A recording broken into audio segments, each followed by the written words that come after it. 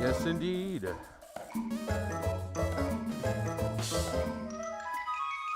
Thursday already.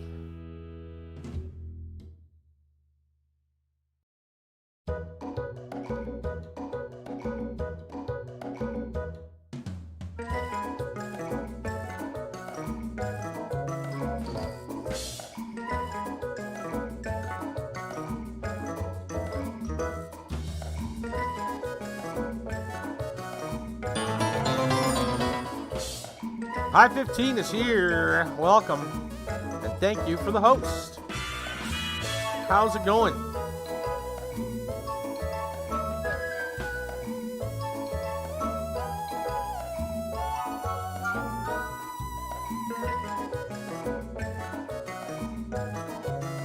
Going good. Nice to hear.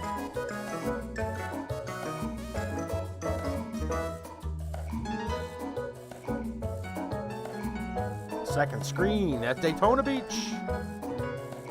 Making its way. I already got my hurlers that I ordered. The beats. Didn't take long. Don't expect me to stay up long. Gotta get up early. Fair enough. Yeah. Yeah, be able to work on everything this weekend. So that's a surprise. I didn't think they'd show up so soon, I guess.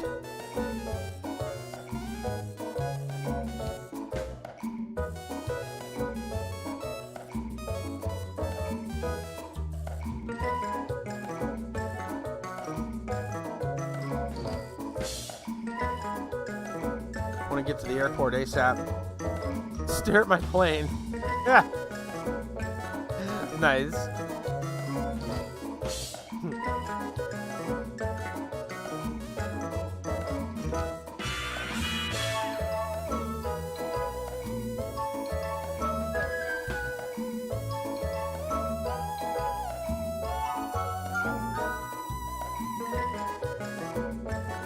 Ah. Right on. Morning flight. Yeah.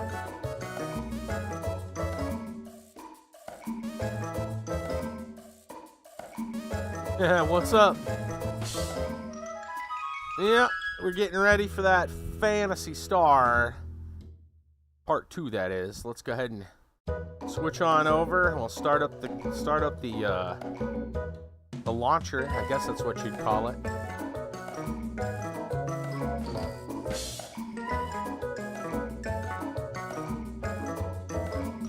BRB, nope, still here. Welcome, man.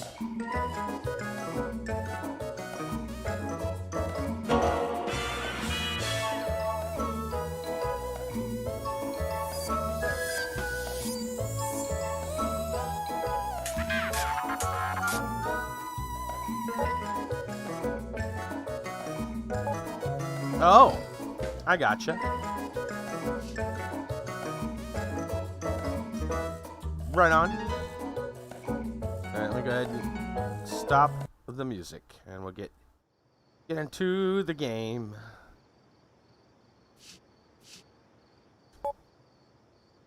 I'm pretty sure that we can just go ahead and play because we saved, I believe, at the last town. We went to town and saved, as opposed to a quick save thing. Yeah, actually we did. That's right. I remember now.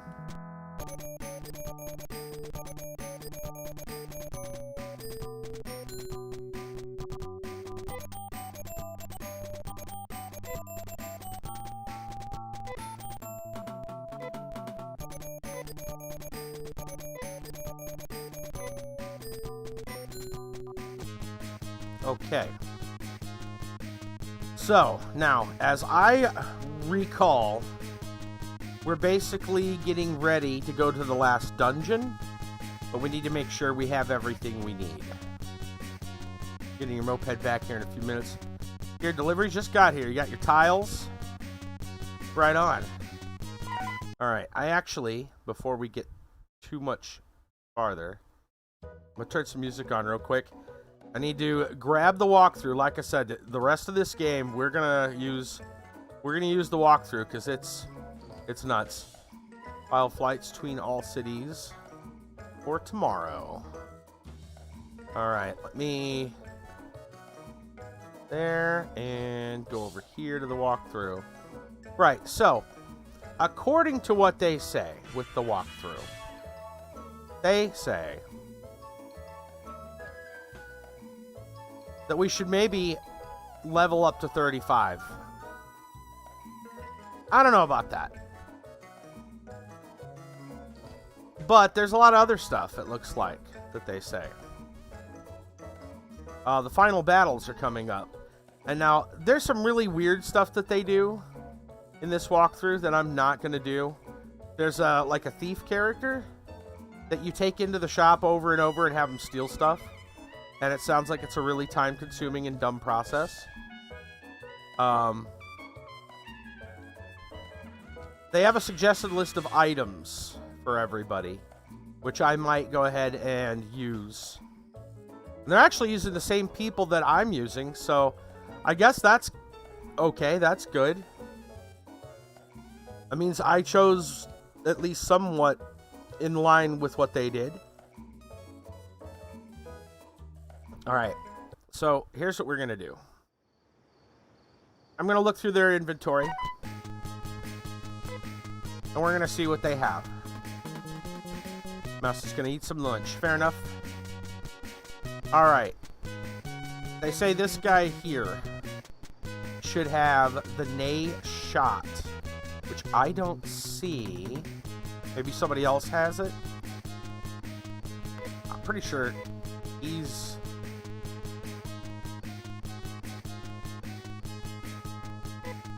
He's actually got it equipped right now.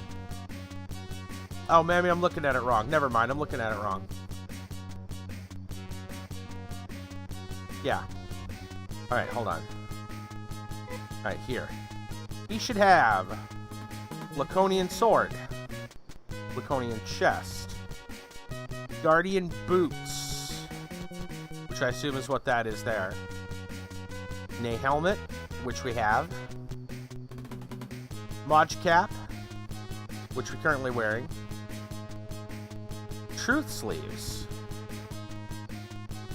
Then there's an item called a visiphone, which I'm going to tell you guys about in a little bit. A couple of star mists, a moon dew, and a bunch of trimates. This is where we're going to want the big stuff, but I'm not going to worry about getting all that. I will, however, take a look and see. So I'm going to have to probably go back to the the first town, look around in the inventory, the storage. So let's go do that. There's no real sense. I guess we could go in here and see what they have for items. Yeah, nothing I want. Okay. Alright, so let's teleport to Skewer.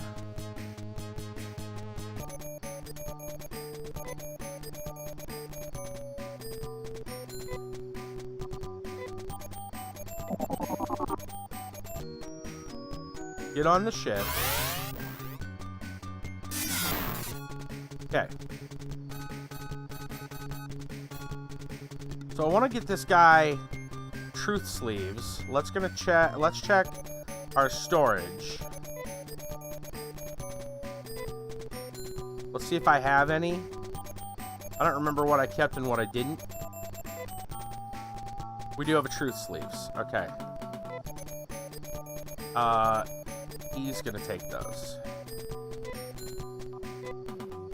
We'll say no for now. Okay. Alright. So, what he should have... This is on the main character. Guardian boots, Machi cap, Laconian chest, Laconian sword, Nay helmet. Did I give it to the wrong person? I gave it to the wrong person, didn't I?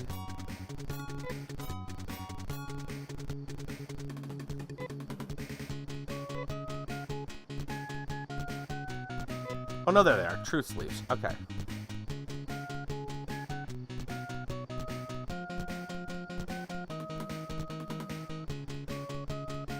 So, supposedly, some of these items, some of the equipables, also have spell effects on them.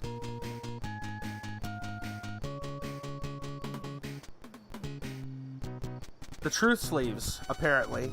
Now, I don't know if you have to wear them to use them, but they have a use, as in, like, it's, I think they said this is a giant res on it, which is the mid-heal.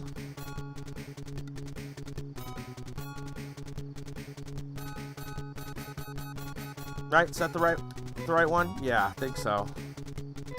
Yeah. So it's like an emergency heal. Right, so he's got a star mist.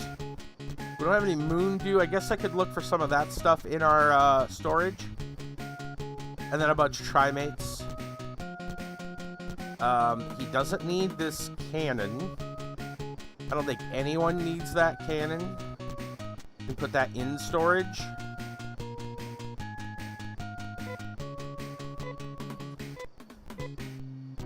I'm gonna look and see if we have any more,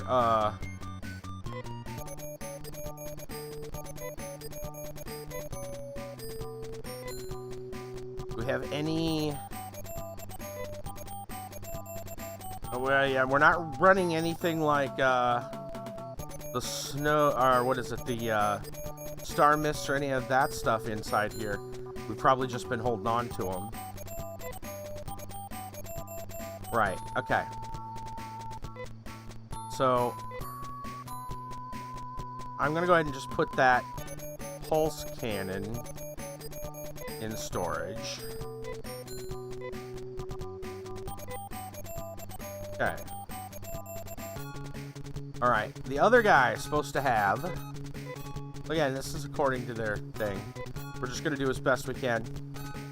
Alright, supposed to have the Nay shot. Which he does.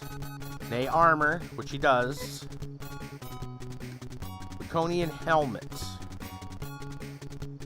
And now he's wearing, I think it's Laconian gear? I don't know if I found a Laconian helmet. I don't remember.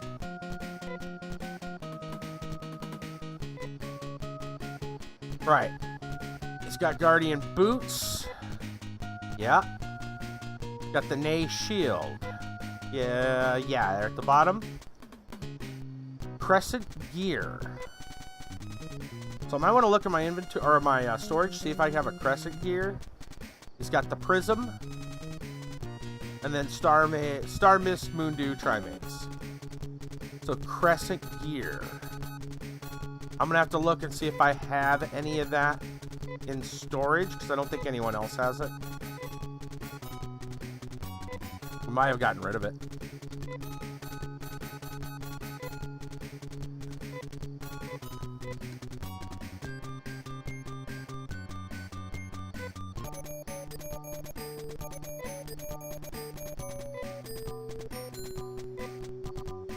Oh, there's crescent gear. Alright. Good. We'll give that to him. Okay. Alright. Amy. Amy is supposed to have fire staff.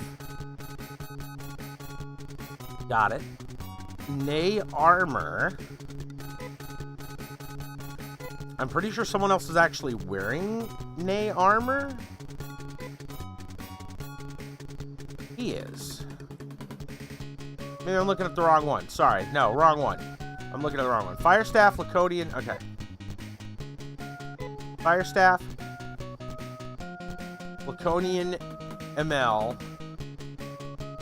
Right now she's running 2 Firestaffs.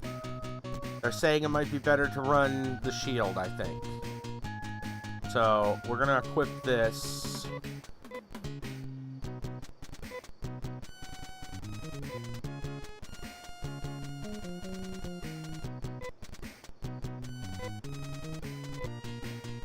Okay.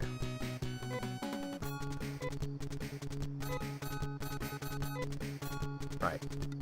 We got Fire Staff, Coney and a Mill, Nay's Cape. Have you heard of Death Gambit? I don't think so. Welcome, Kiba. Oh, I have. It's a game on Steam. I have. I'm trying to remember. I know it's an RPG. I'm pretty sure it's an RPG game. I've seen it around, like, briefly. Nay Cape. Nay Crown. Urza Boots.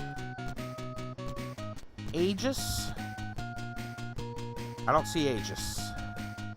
That's Gambit, challenging 2D action platformer with RPG elements. Agent of Death bound to his service, unravel the mystery of Cyrodiil. Discover the true price of immortality. Interesting. Alright, there's a Laconian Emil there, which we already have. So I can put that back. I need to look for the Aegis Storm Gear. Need to see if I have an Aegis or a Storm Gear. See if she's holding on to it. No. Okay.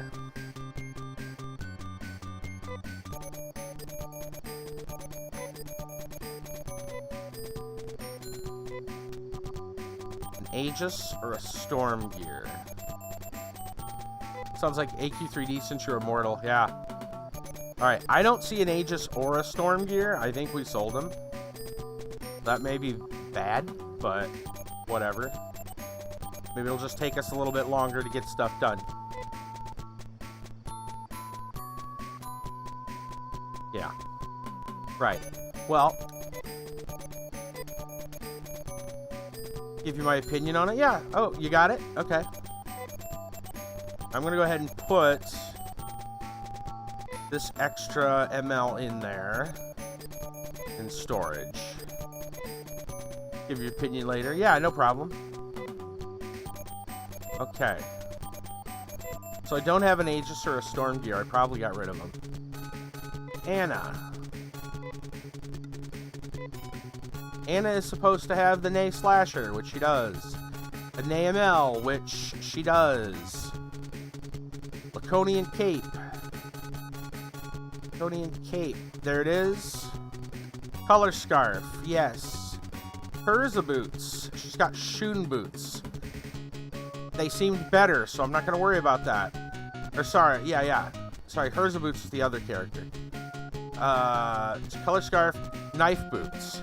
Shoe boots are better. Amber robe, snow crown. Okay, so amber robe and snow crown. Let's go get those. Those I know we have in storage.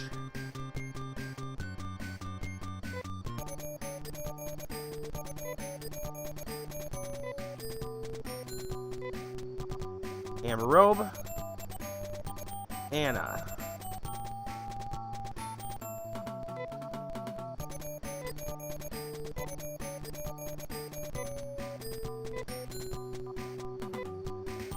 And snow crown.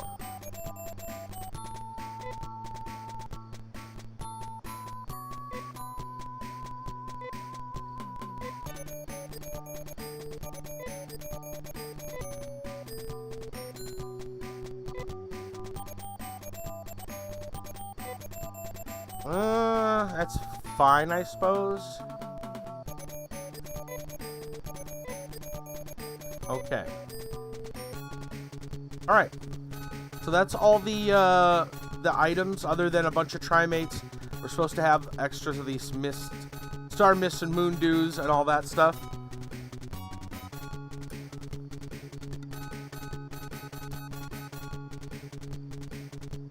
We're supposed to go get those. I don't think I'm going to do that, at least for now. It depends on how rough things are. So, according to the walkthrough, they're saying we're going to go back and do some of the final fights. Well, okay, according to the walkthrough, they're saying level our main guy up to 35. And then skip all the fights in the final dungeon, except for the bosses. Just run, if at all possible. You and I both know that's not really possible. Also, another thing they suggest is to take the thief character. Her name is Sheer. Anyway, and you have her steal a whole bunch of stuff, including this item called a visiphone. A visiphone, as I understand it, is basically a way to let you save anywhere as long as you're not in combat. Which we already have, because of the way that we have it built into the system, right? So basically, I'm going to, instead of running from every fight in the final dungeon, we're just going to go play it and see how it is, and see if we just can't level by fighting in that dungeon. That's what we're going to try. I'm not sure if it's going to work, but we're going to try.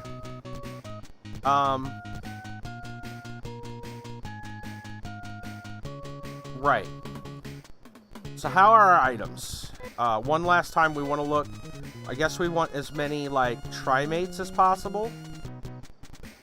We might want to go ahead and sell off those dimates and buy more trimates. So you have a few extra dimates running around.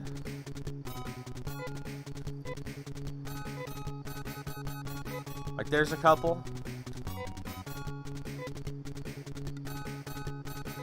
There's a couple. So I think I'm going to have to go to... I'm going to have to teleport to the last city. I forget the name of it. Got some Florida Man stories ready to go. Thank you. Piata. There it is. That's what I wanted. Okay. Let me grab those links real quick.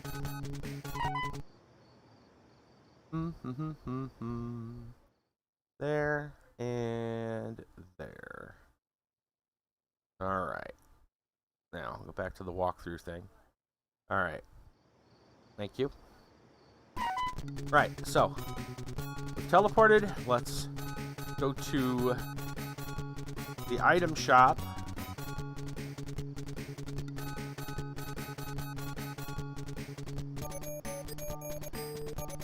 We're going to go ahead and sell off the dimates.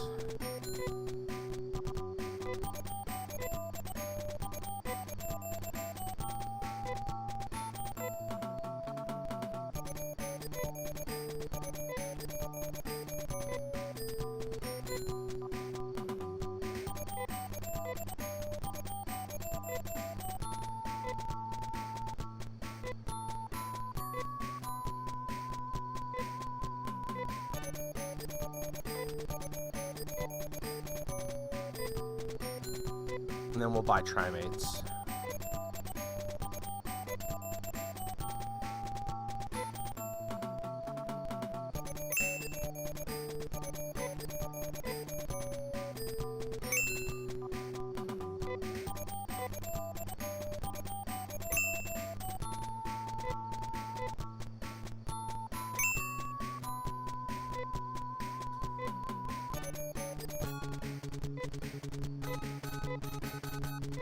Whoop.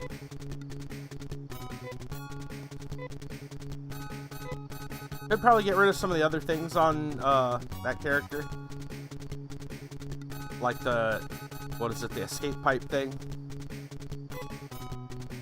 Probably get a couple trimates for that character.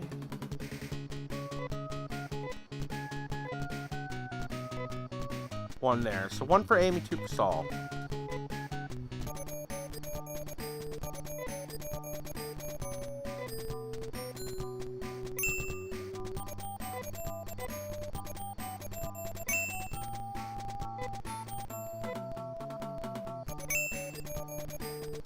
Okay. All right.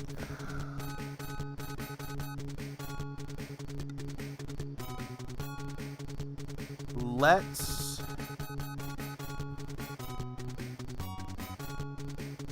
head to the teleporter.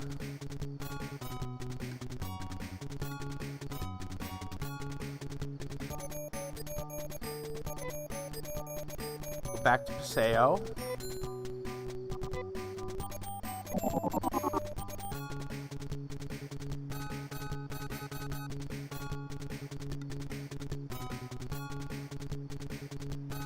Get on the ship and go to Skewer.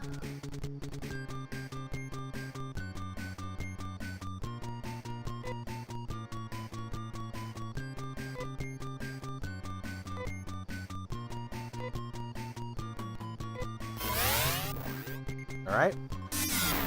And now they say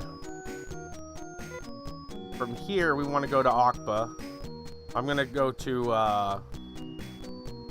well, first we're gonna come back here. This takes us to whatever this place was called. I forget the name of it. Zosa. There it is. We're gonna go to Okba.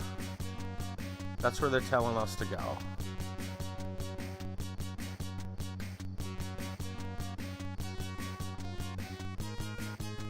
There's the teleporter.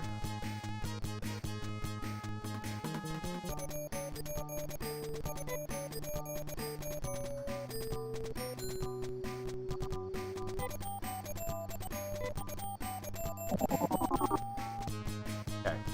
I'm gonna make sure Zosa's on the list. It is now. Good. Alright, and then I guess we're gonna save up here, since this is where I guess we're leaving from.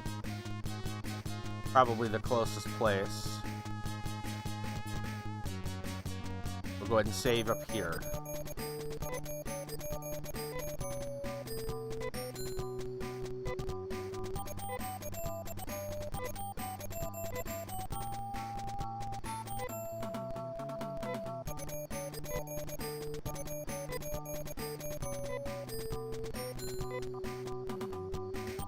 Okay.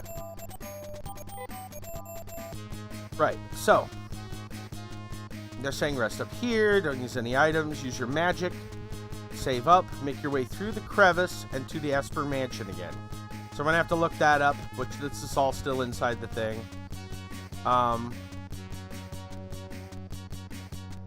Should have all the items. He will, the guy's gonna give us a sword,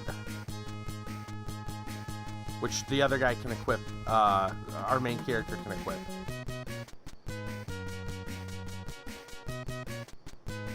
The sword also has an ability that'll let us warp back to the mansion, and the guy there will heal us, which is interesting. They say in here don't fight, run, try to run from everything. Save after every fight. I'm not gonna do that. I want to see how tough it is, but we got to go back to the mansion. So I got to go find the directions to get through there. I think it was to the left from Skewer, but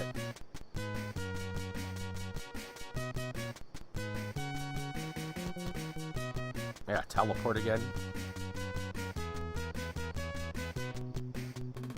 Are we all healed up?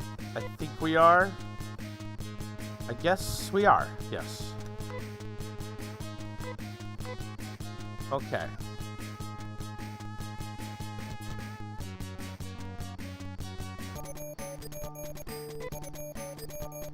Go back to Skewer. Okay. Then, for me, the combat feels clunky. Blasphemous is fast. Look at the Death Gambit later more. Oh, okay. Yeah, I've heard of it. I didn't know too much about it. Alright, I want to equip the Nay helmets. There. Alright, now I gotta find the directions to get to the mansion. Give me a second to look that back up.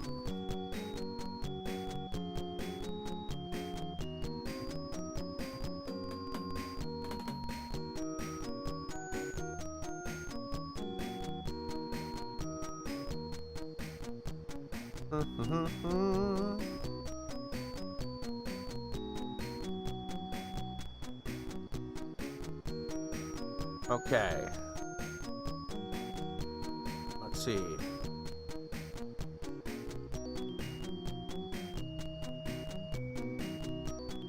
Oh, I'm sorry. I think we're going the wrong way. I actually wanted to go back.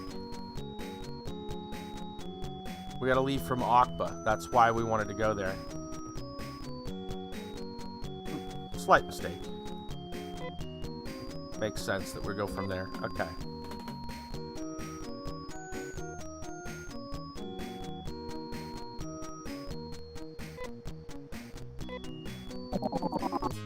Okay, so we leave Akba. West and then south along the mountains. Look for the crevice.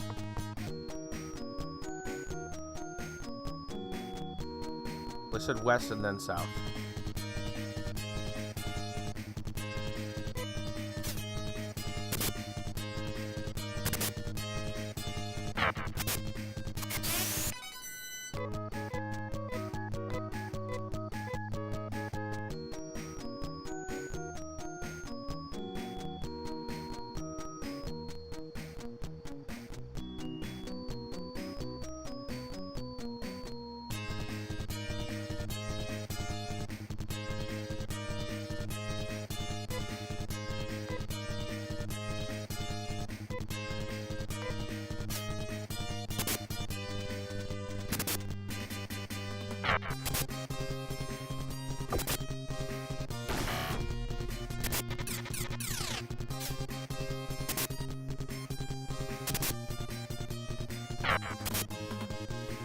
Why's our big guy gotta miss?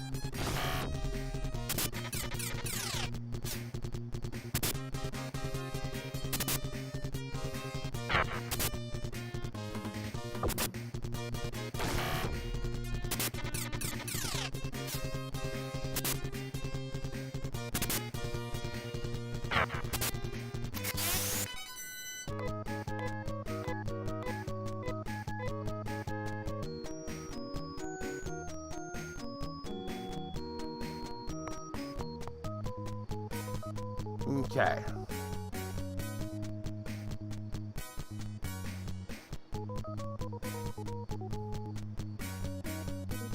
From here we go left all the way, I believe. Make sure I'm reading this right.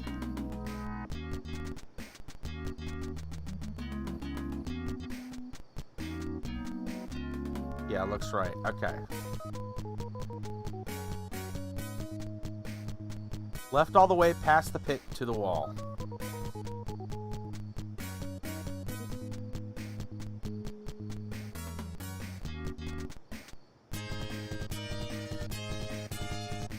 Oh, screw those guys.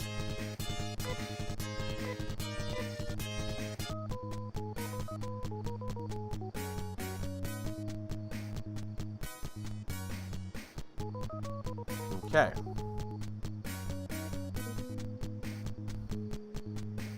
Up and right.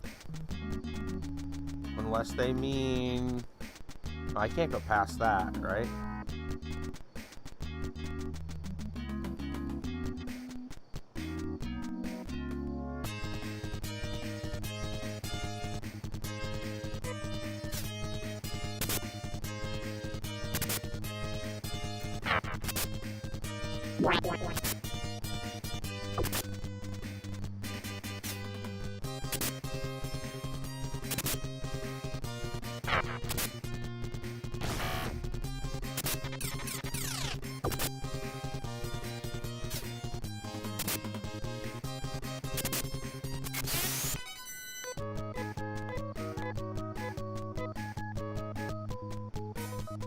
Okay. Go up and right, take the stairs. Down and to the left. Follow the only path given. Ignore the stairs going up.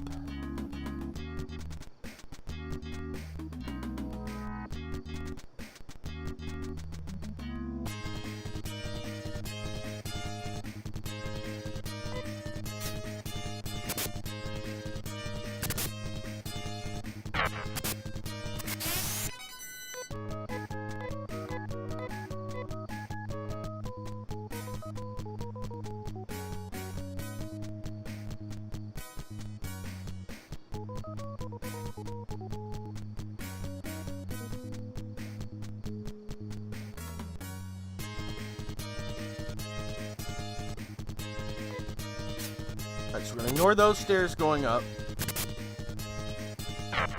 Continue on. We're looking for a set of stairs going down.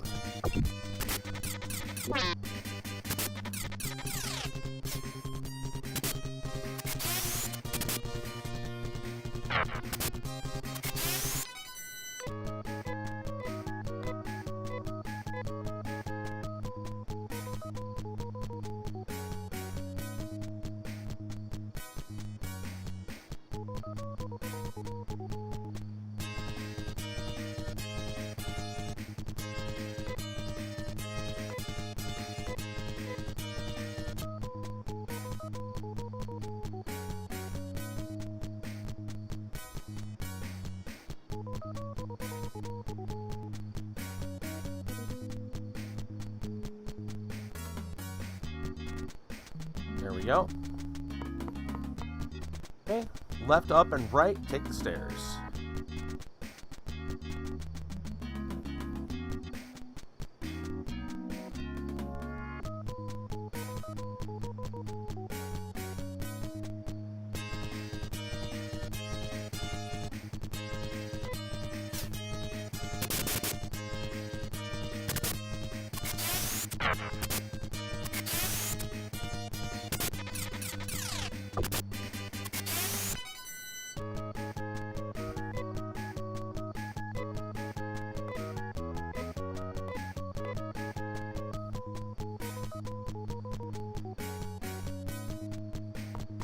We're down at the bottom. There's stairs to the left.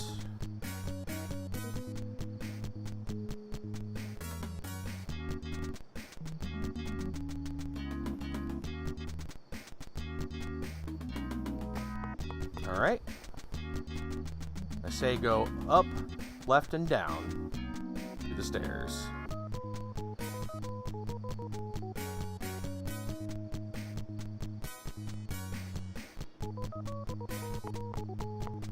Okay, it leads us outside, which is what we want. We want to go west to enter the mansion. Which looks like the only way you could go.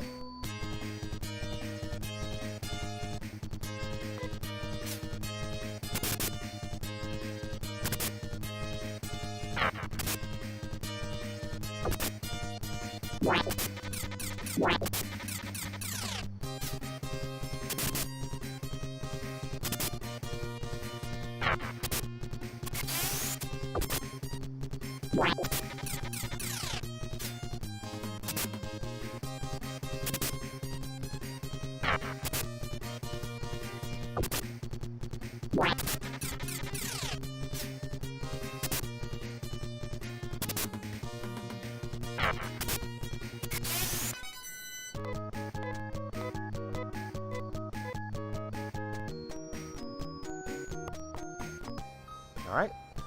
Before we go any farther, I think I'm going to go ahead and do a quick save here. Save. We'll save it here. And then back to the game. Okay. Now that we made it here, back to where we were here. Okay.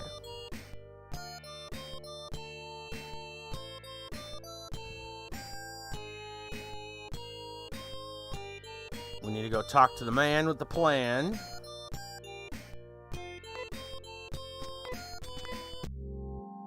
Good job. You're truly a descendant of Alis, because we've got all the AI items.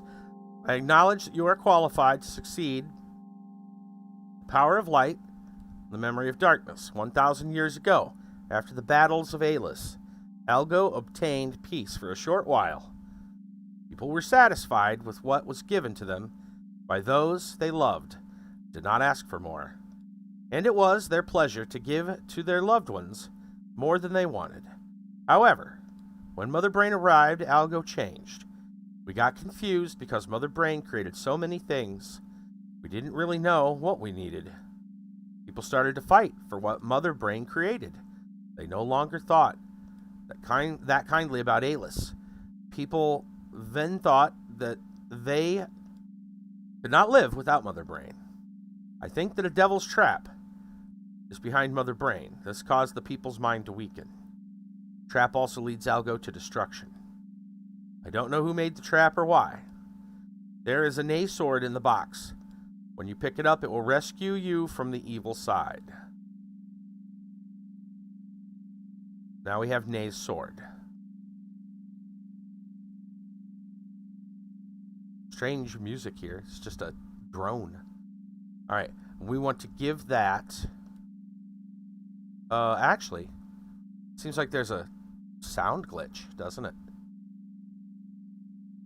Why isn't this working? Sounds like there's something wrong. That's strange. I'm gonna give it... The game's still working, so maybe once we leave the screen, it'll fix it. I don't know. Something seems wrong.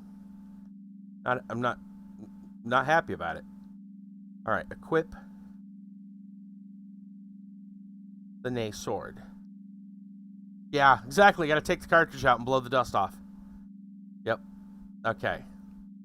So now we have we've equipped the new sword, the Nay sword. Okay. Now, they're saying we talk to him again, I guess. He tells you there's something behind Mother Brain and will teleport you to the spaceship Noah to do battle. So I guess we talk to him again. Maybe this place doesn't have a sound loop either. I don't know. Soul, are you brave enough to battle with the powers of evil? Yes. I will leave the future of Algo up to you. Pray for your safety. Use the sword if you run out of power. Bring you back here right away. Now go to those who watch us from outside of Algo. Yeah, I think the sound is still broken. So, we're gonna...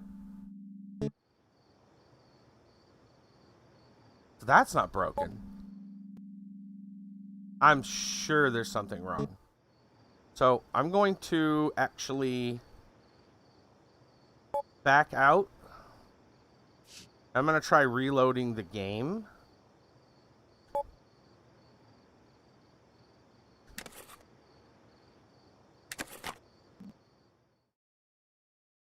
Yeah. Okay, there. That sounds working.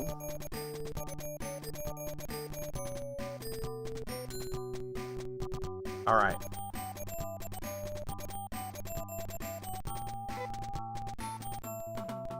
So I'm gonna load this, but this isn't where we want to be.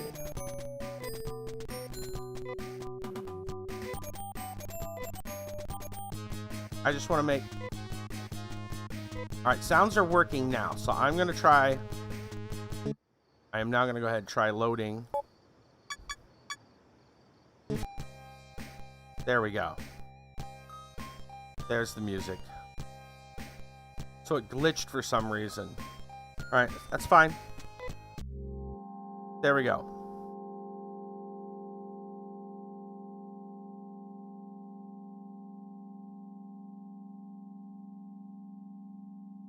Dude, it just does that weird drone.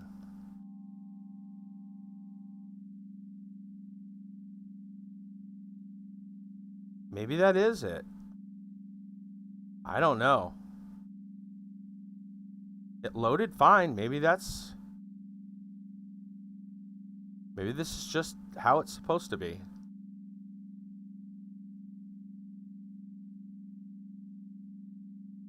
I don't know. That's strange.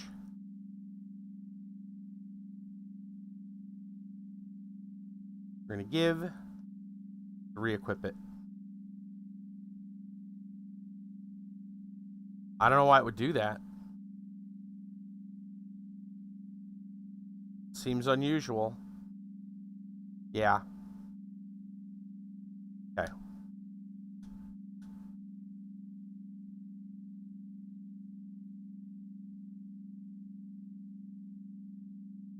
Okay.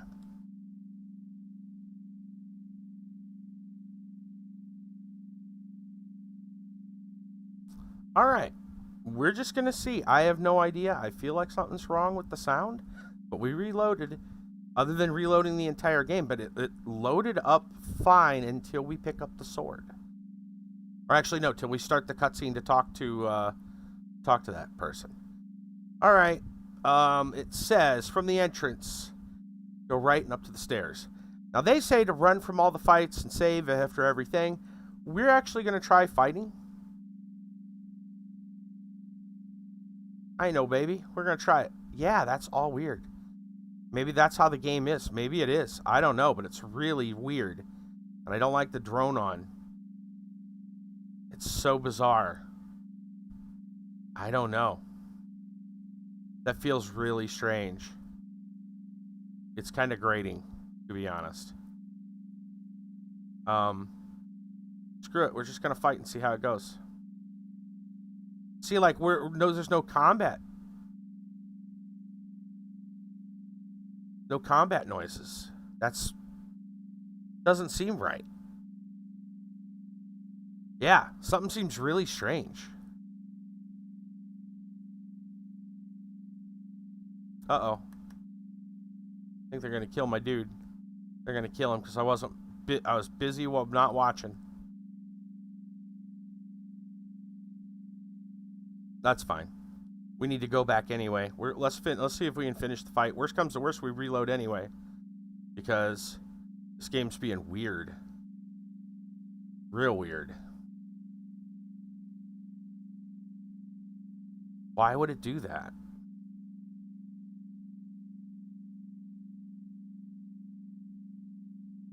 I do not know.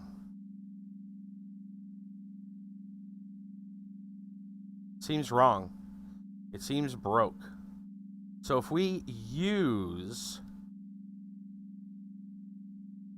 the sword, it teleports us back. Uh-oh. Feels like it froze. Dude, I think it froze.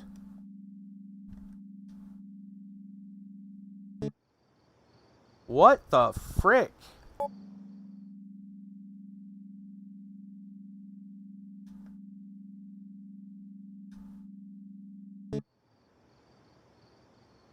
Very weird. I guess we're going to restart the entire game.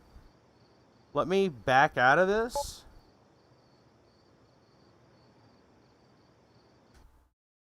We're going to relaunch the entire game and see if that doesn't fix it. Otherwise, we're going to be at a problem. Like, I think the game might be broken. Which would be really disappointing to get this far, only to have it not work.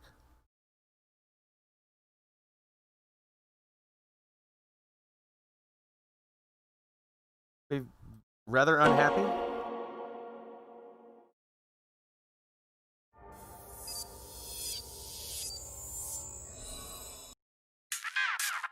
Envy, what's going on?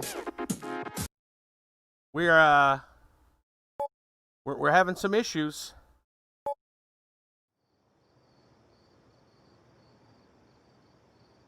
Phantasy Star. Yeah, if it runs. If it runs. The game's crashing on us, dude. What do you got here? Kiba's got a message about Sega. Phantasy Star II glitch. Encountered a glitch playing through the first time. Gotten it recently. Playing on an emulator. Spoilers ahead. When you return after acquiring the items, talk to Lutz causes the music to hang. Yes. Even after your conversation, this causes the game buggy in other ways. The text changes to garbage, gets displayed in weird ways. Oh no. There's needs to wait. Pause the game a few times till you hear the music. Oh, pause the game a few times until you hear the pause sound trigger. Sometimes takes a few tries to trigger. Talk to Lutz again and things will be normal. How widespread? Well, we have it. Common and most well-known glitch.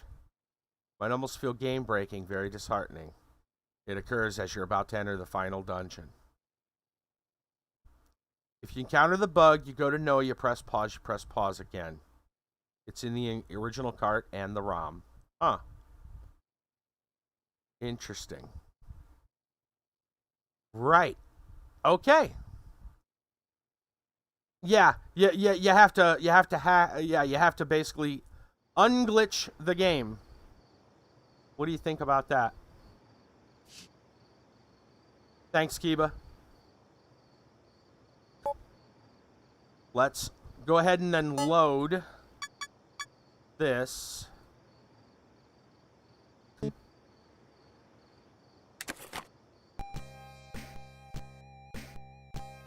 Alright, so they're saying once we encounter the bug, you go to Noah and you basically just keep pausing and unpausing the game.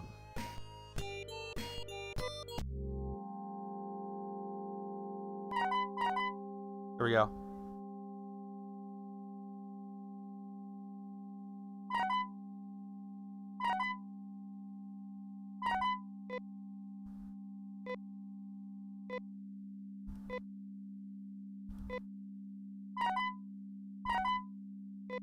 Maybe we had to get out of the...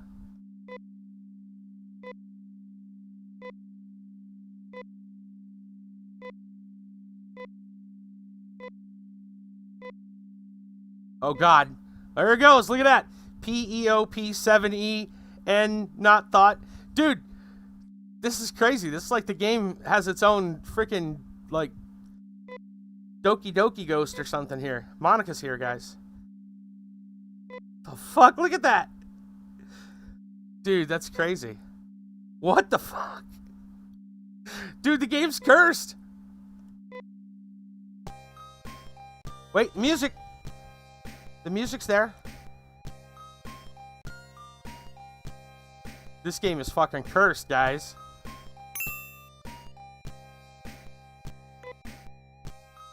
The music's back, though. Wow. Holy shit, guys. This is...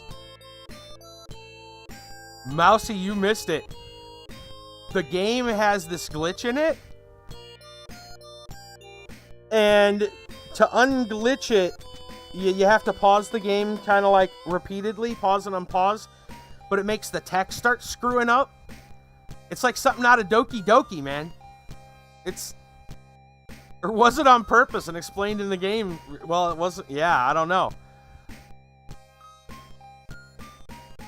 The frick?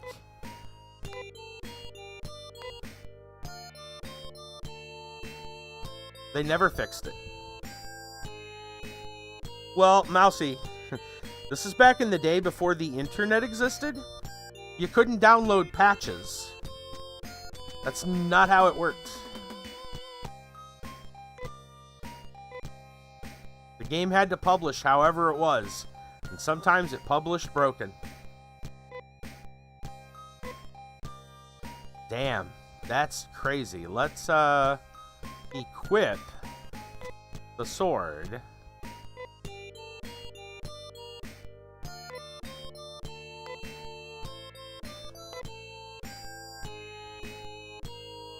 Mousie's too young to know those days. Maybe. We got the Nay helmet on. Animal Crossing is calling. You'll be here tomorrow for the Friday, free game Friday. All right, Mousie. Well, now that that's working, I feel like maybe I should just go ahead and quick save again. Save. Save.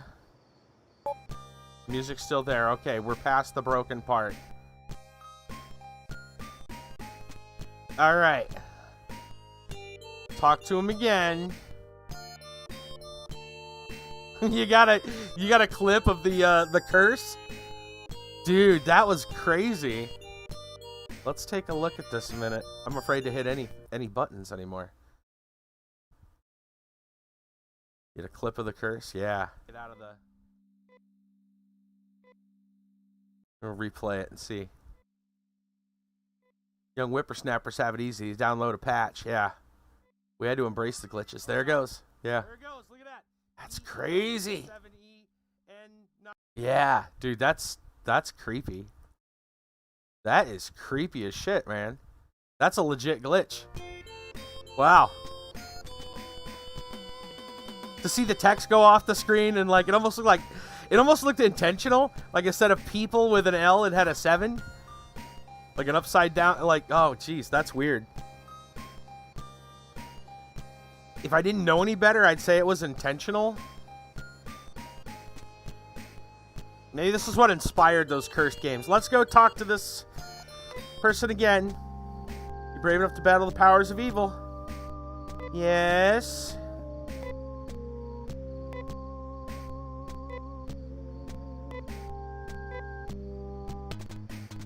There we go. Right. Here we go. Go right and up to the stairs. Let's check our health. We know that we got to keep an eye on our health. That music's much better than what we had before.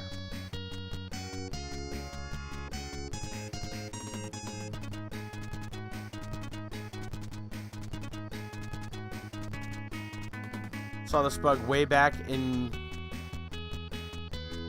PT.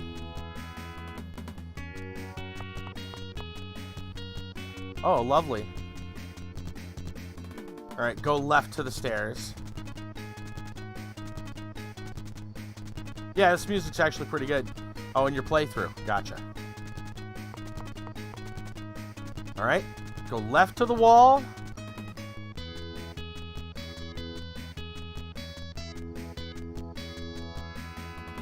Then up and right. Then up and right to the far wall. Kitty, no, please.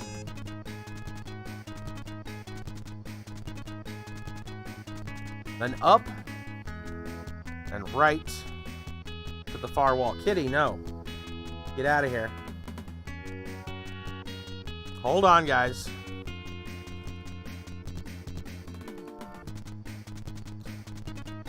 I got a kitty that's trying to tangle herself up in my cords. There.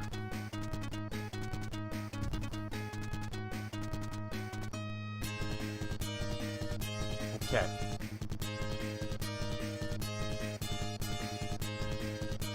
No!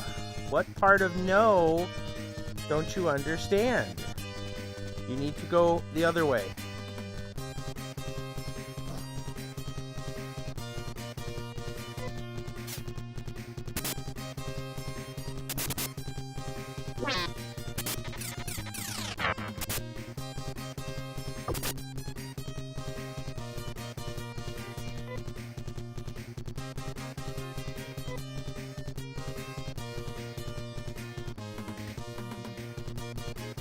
No.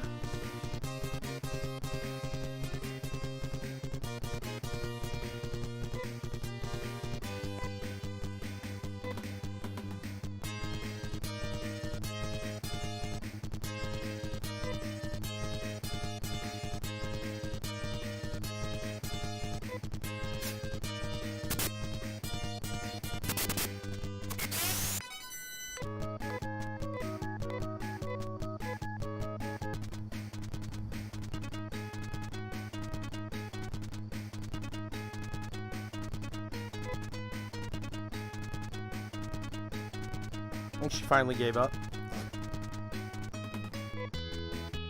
Alright.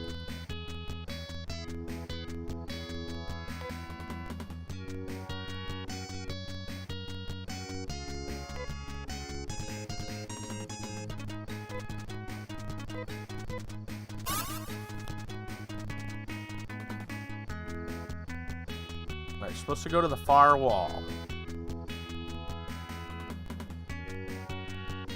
They say go up again, and then left. There's two... dead end. Okay. Take the stairs in the middle of the ship. Oh, yay. Purple fire.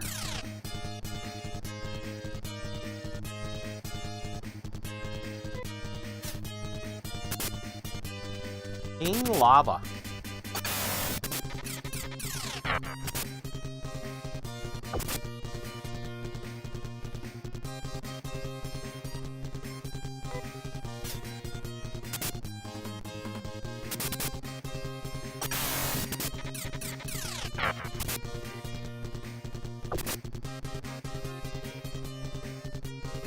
Yeah, these guys are pretty rough.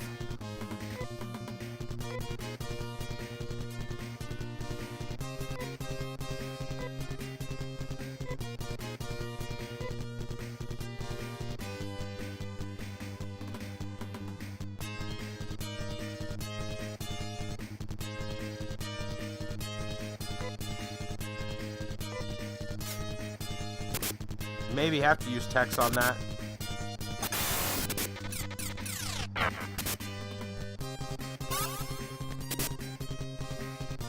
Okay.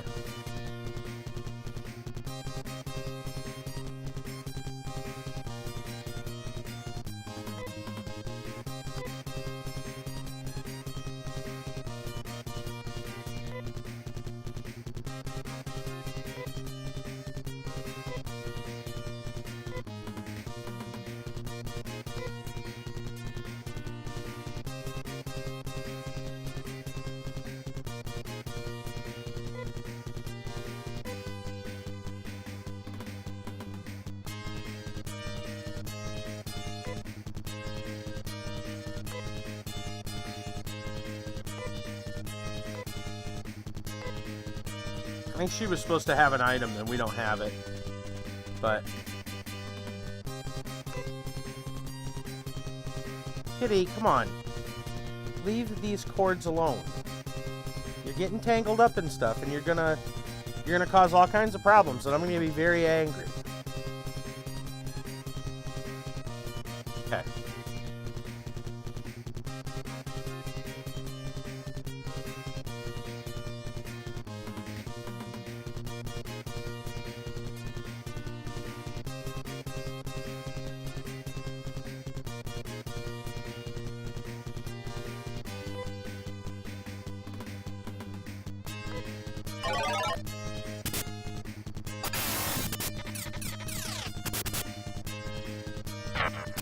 Yeah. Pretty much.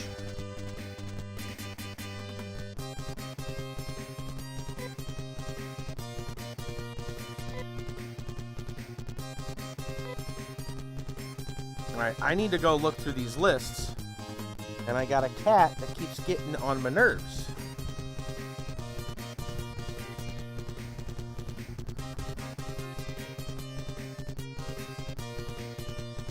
What spells do we need to look at?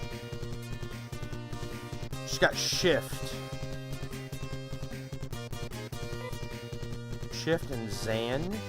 I know shift is a big one.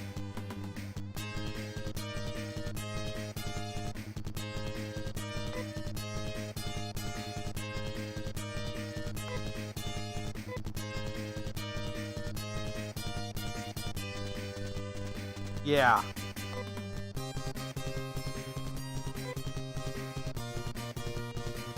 Deban's a good one too.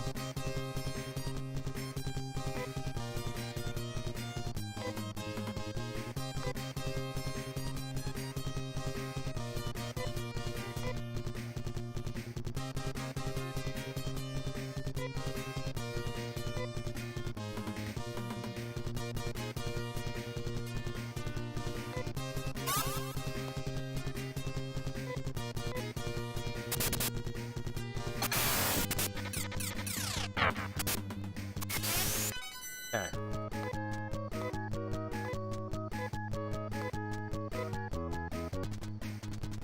All right.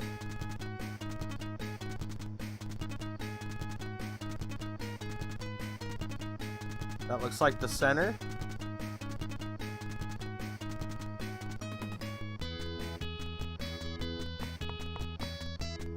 All right. Then it says go up. Take those stairs.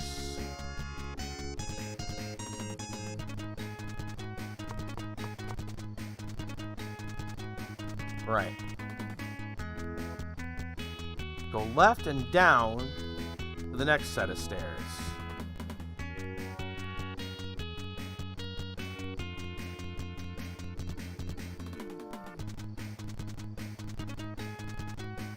See what I mean right there?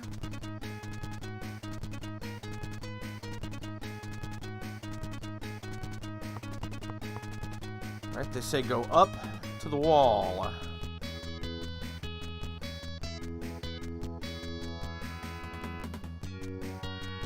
Right all the way. Take the nearby stairs. It says right all the way.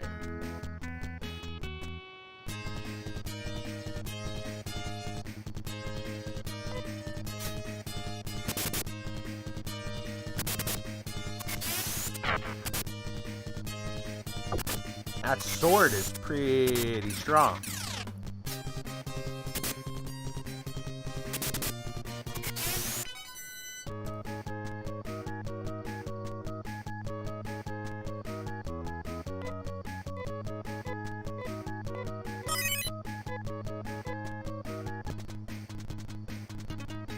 Okay. Let's go all the way and take the stairs to the end.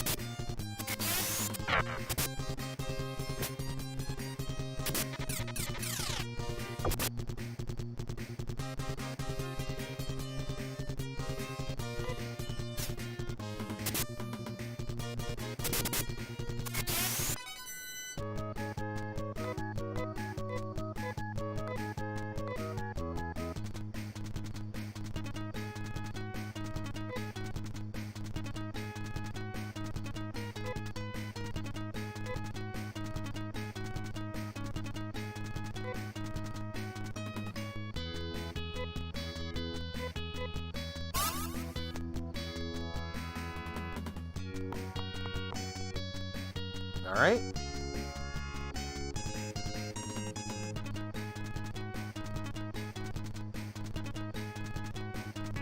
Go up.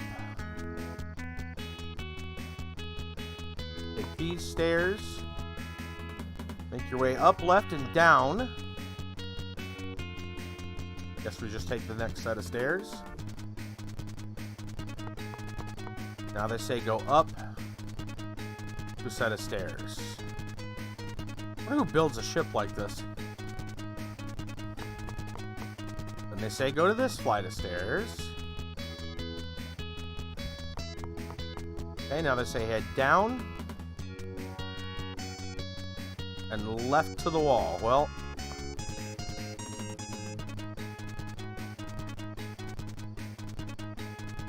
go up and take the stairs at the top.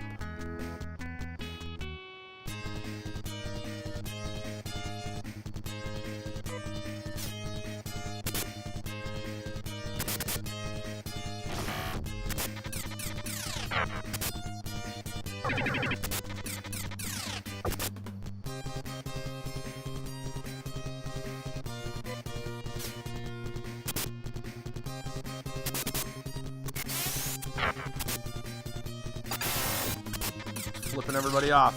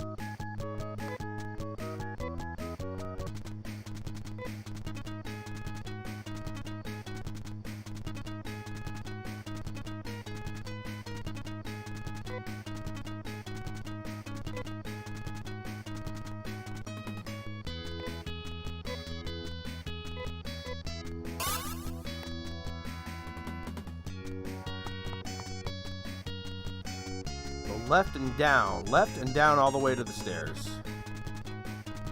Left, down all the way.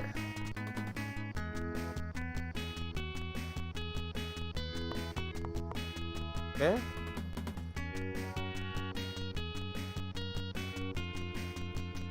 Go left and up all the way. You should see a treasure chest. Before you open it, heal up completely. And save.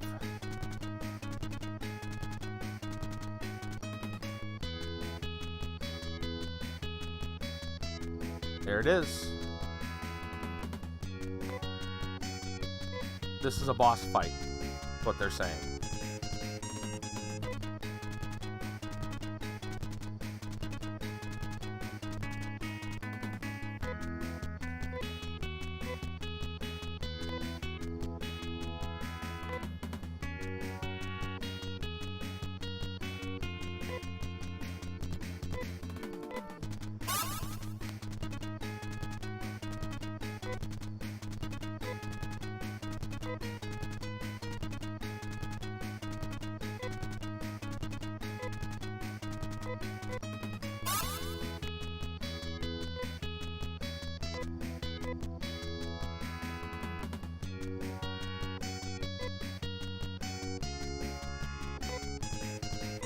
Okay. Let's do a save. We would use the Visiphone, but I'm not going to go through the garbage of having to go get it when we have an ability that does the same thing right here. This is exactly what it's doing. So we're going to write over the first slot. We're going to save there. Okay.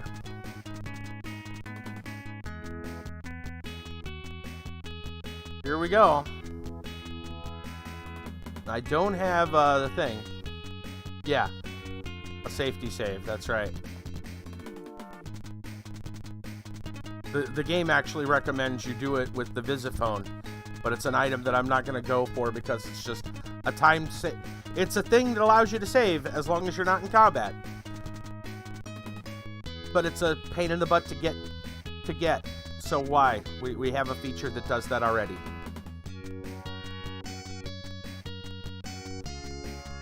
Alright. Says Anna should use the Snow Crown. Should use Magid, but I don't have that ability. I haven't leveled that. Where's your sense of adventure? I'm totally with you. Yeah. Yeah. I know, man. For real. My sense of adventure left this game a long time ago. Alright. Right now, the last couple dungeons have been, I'm using a walkthrough because I've kind of lost interest. But I want to just say that I did finish it. That way, all the critics that get mad to say, you know, when I say the game is outdated and really isn't worth playing anymore, will go, well, you didn't play through the entire game. And I'll be like, well, no, I did, and my point still stands.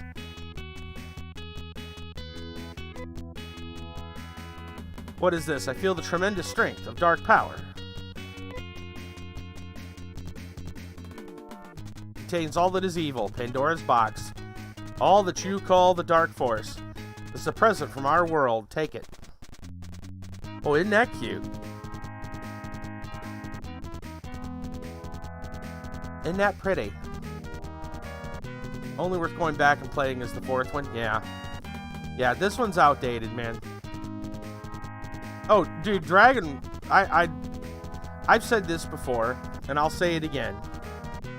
Nintendo needs... They're leaving... Nintendo is leaving NES and all those games. Yes, I know that you can play some of them on other things, like Switch and different things.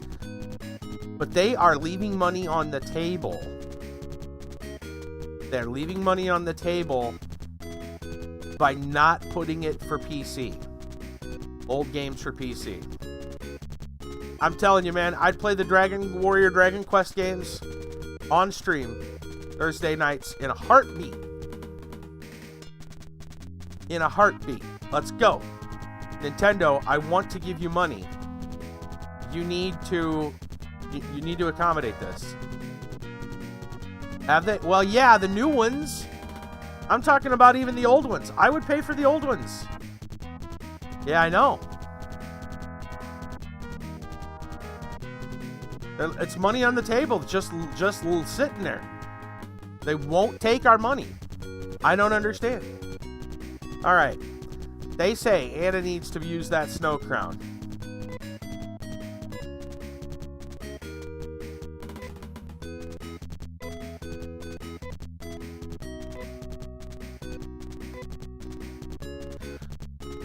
I do not have Magid because we're playing this before level 35. Amy should use Nassar.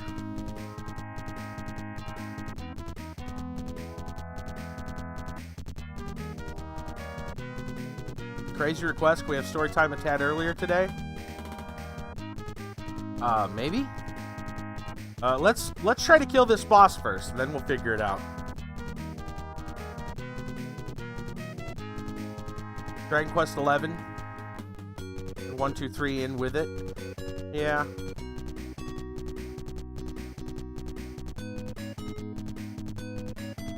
All right.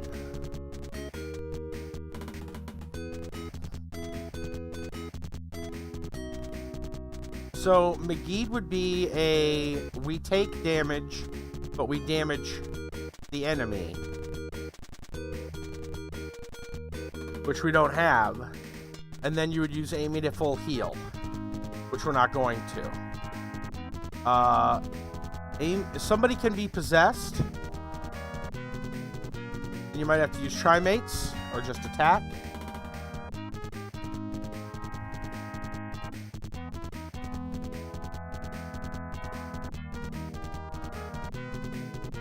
Story time early, be like having, I'm assuming you mean lunch, at 9 a.m.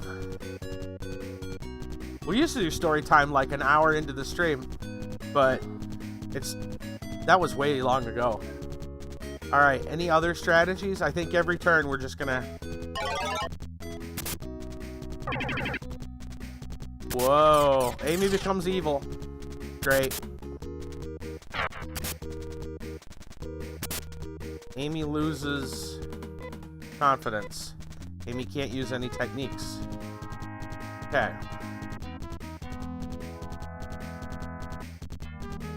Alright, Anna is supposed to use shift. Can't still type the right words anymore.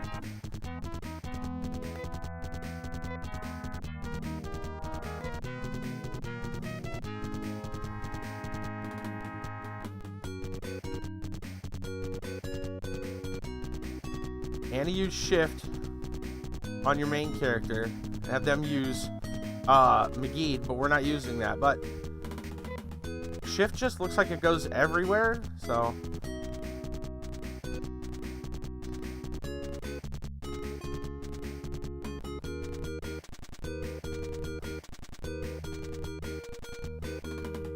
okay. If enough people get possessed, the Nay Sword will glow, and everyone will go back to normal. Alright, we're just supposed to basically tank this, and we'll see how it goes.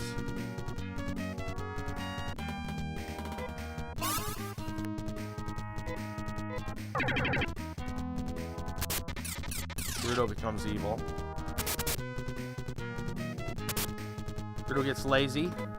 Agility decreases.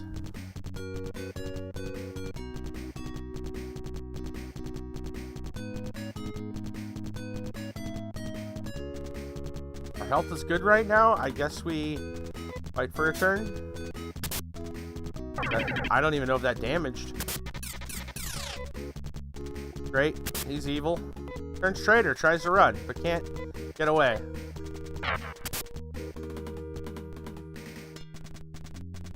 Okay.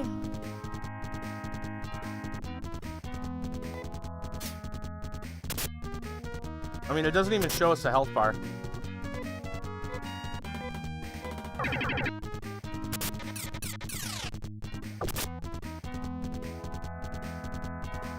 Health is still kind of okay. Until it's not, right?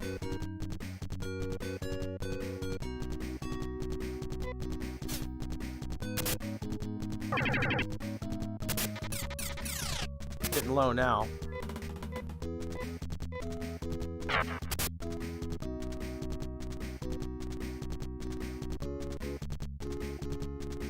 Now, Amy can't use techniques, but she can heal with items. So I wonder if...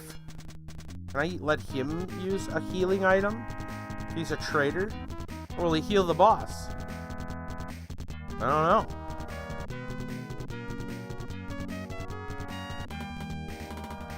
He's not attacking, so we might as well get him to do something useful.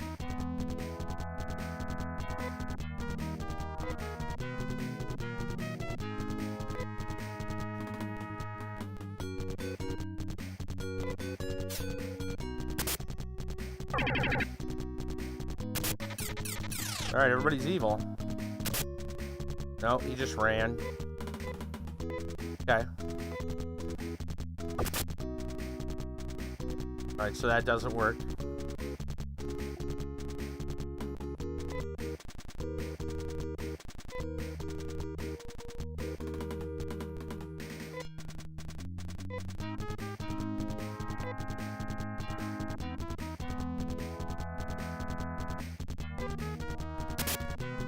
And it gets lazy.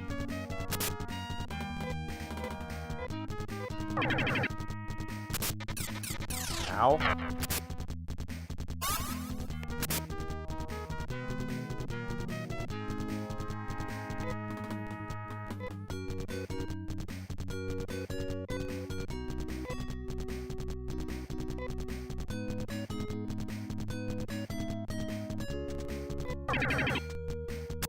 Ow.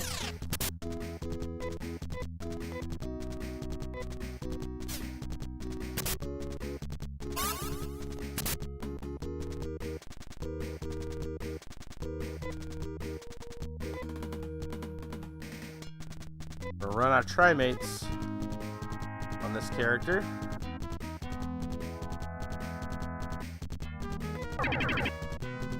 Ouch. Oh, crap. Well, that's what the safety's for.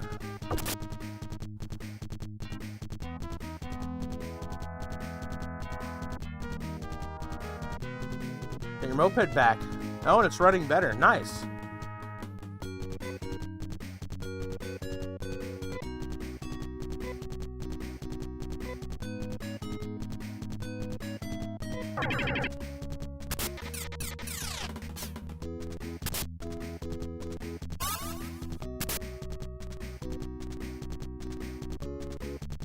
Amy's probably gonna die here. Probably have Anna use the trimate.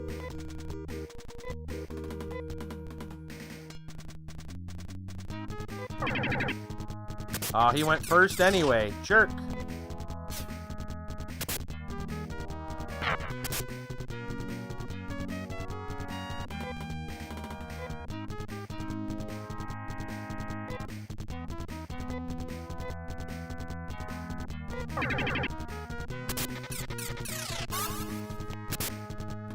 Yeah, we're probably gonna have to restart the fight. We'll play it out.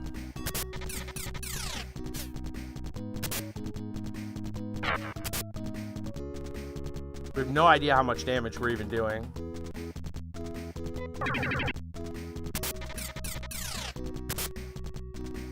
Naysword emits a bright light. Evil is dispelled. Well, that helps, but 2 people are dead. So, I don't know how well that helps.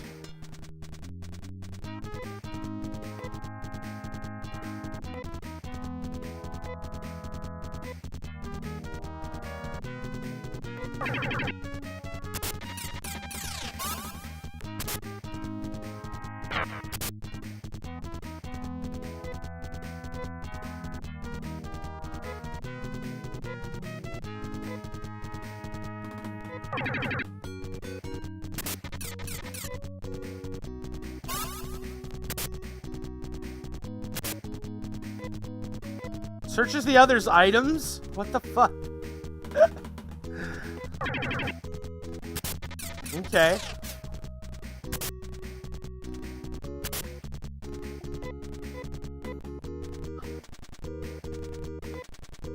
He's taking people's shit.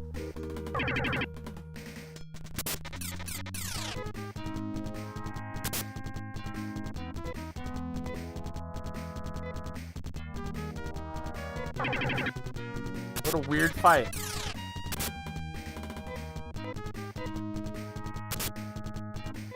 No, this is gonna be bad. They're just gonna fight each other.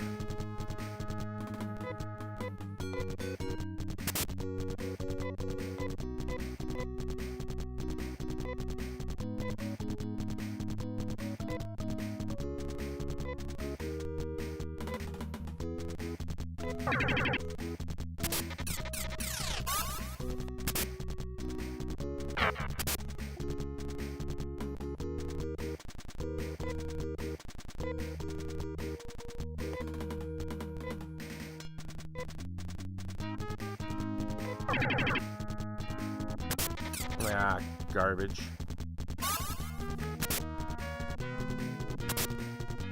Crushed by despair. That sounds wonderful.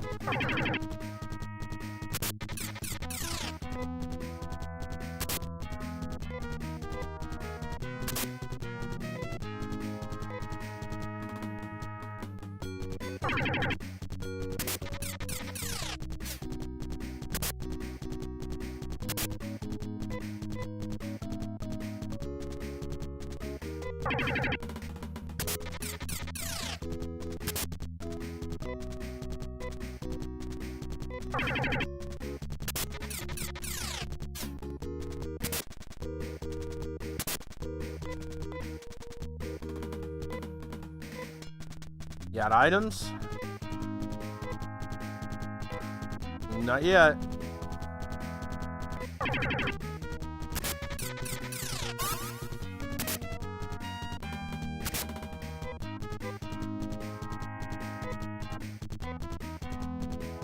Well, he's crushed by despair. It's not going to help. She's got to use the item to heal him.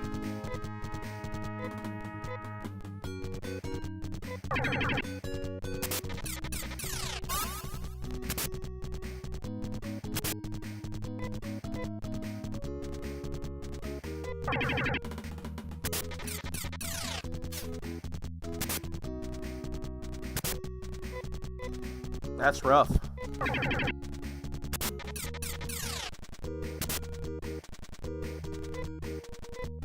The sword's not doing anything either. She's out of heals. This is it.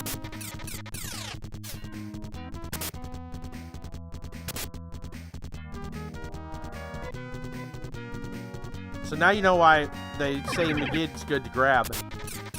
Because you can do a damage combo. This guy's just crushed by despair. He's just gonna die. Yep.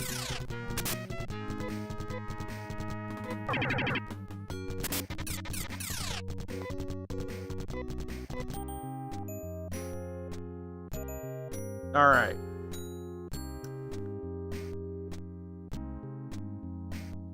We'll reload the safety. We'll just go from there.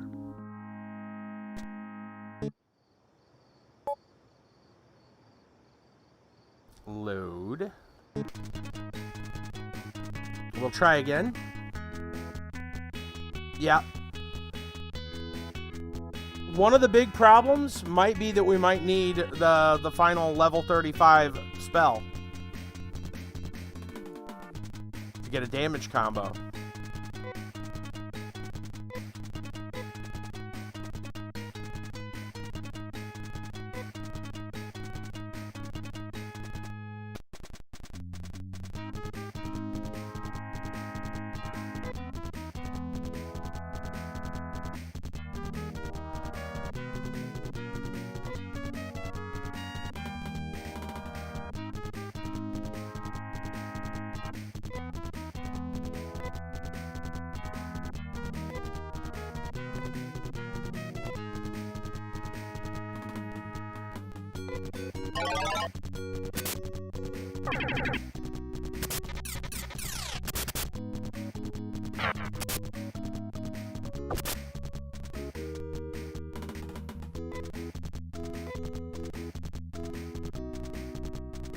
Jumanji board game, you never get rid of it and evolve to next generation.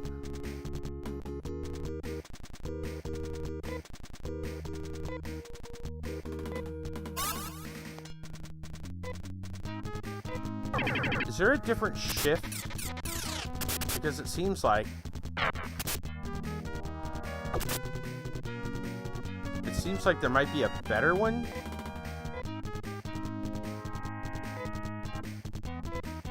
I don't see it. Maybe it's a random person that she buffs.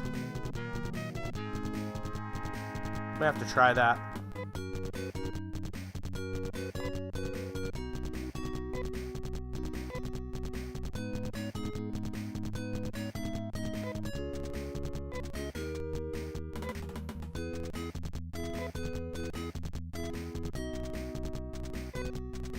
Oh, I didn't have enough for that.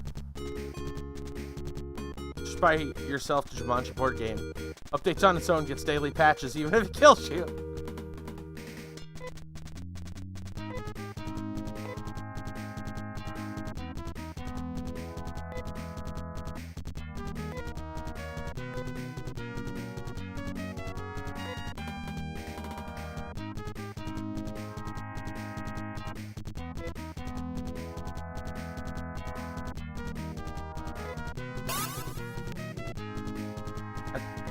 Only seem to have buffed her.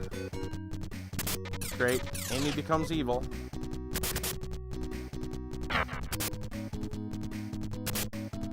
Turns traitor, tries to run. Okay.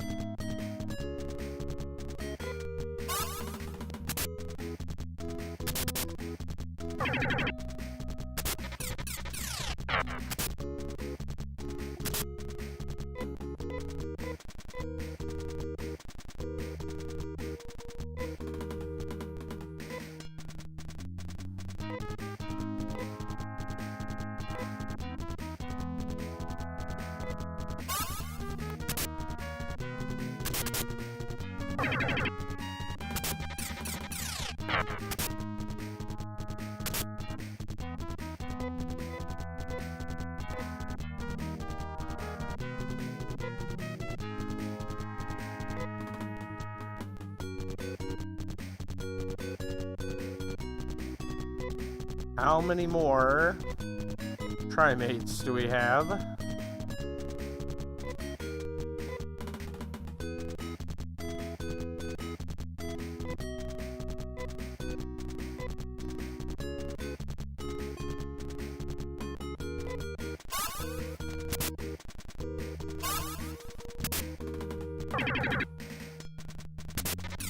Great. Great.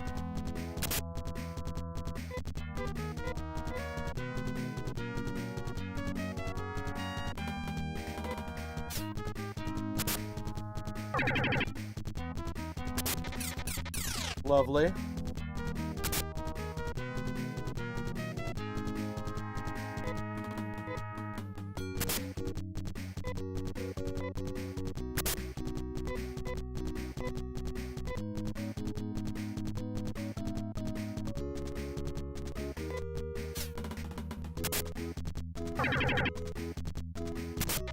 Alright, everybody's evil, so something should happen.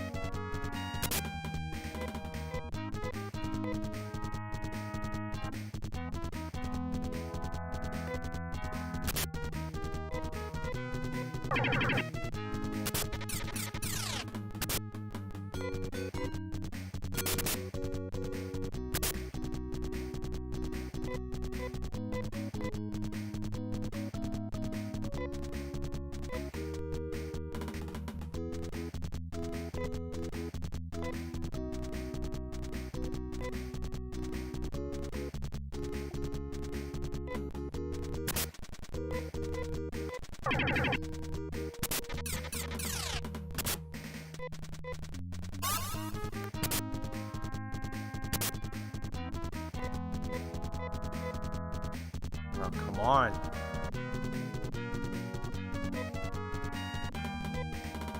Everybody else is crushed by despair. Not much I can do.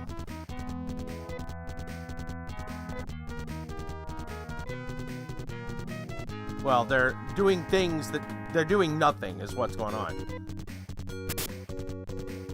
If I give them another command, they just don't do it. Great.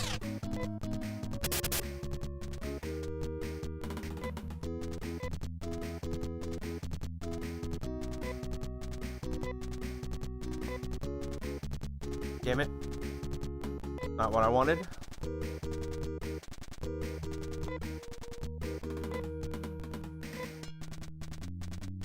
There.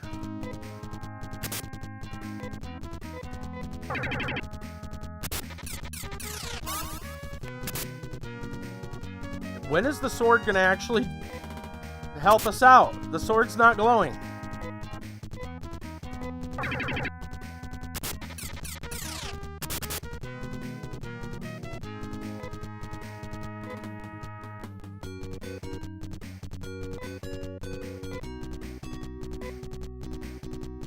Are we at the mercy of RNG?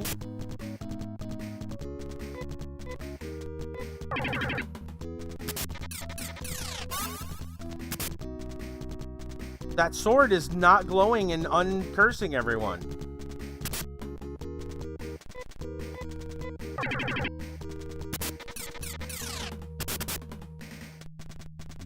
At some point, the sword is supposed to just glow and help us.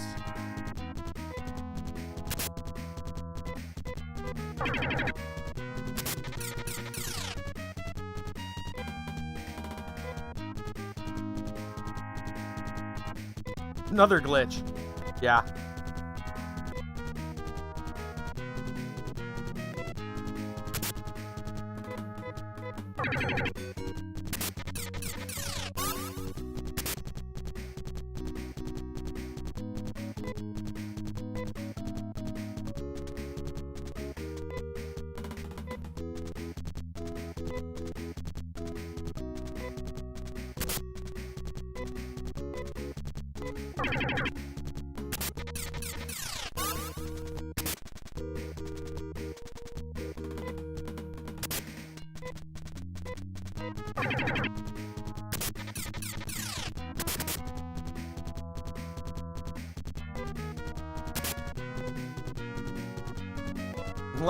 Last glitch nerfed the sword. Probably. I don't put anything past this game. I notice half the time this guy doesn't even attack.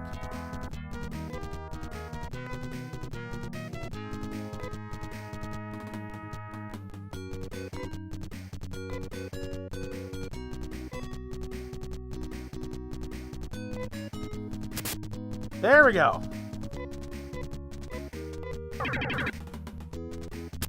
And immediately he gets cursed. Man.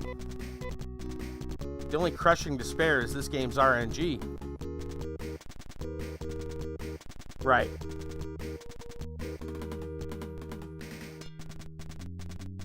So.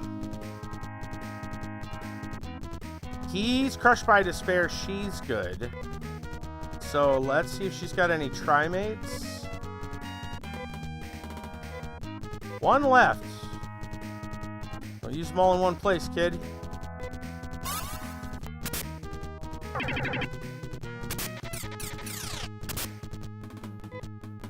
It's over.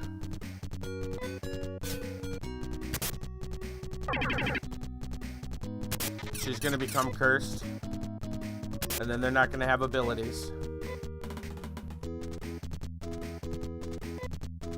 Watch. She's greedy. He's crushed by despair. That's just game.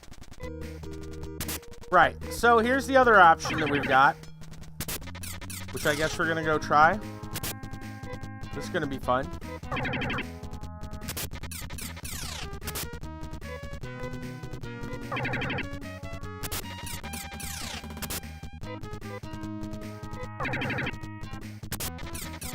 Now we get to grind. We get to grind.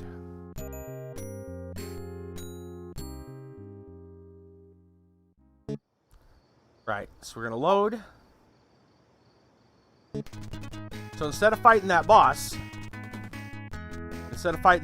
what we're gonna do is grind. So we can get to 35. So our hero will have a spell that'll deal a lot of damage, but it'll take a lot of health from our own characters, and then we'll use the healer to heal everyone. And so it'll be like a wombo combo. But that means we've got to get this guy from 33 to 35. So I'm going to wander around in here and fight a little bit and see what we can do. Just going to stand right over here by the chest for now.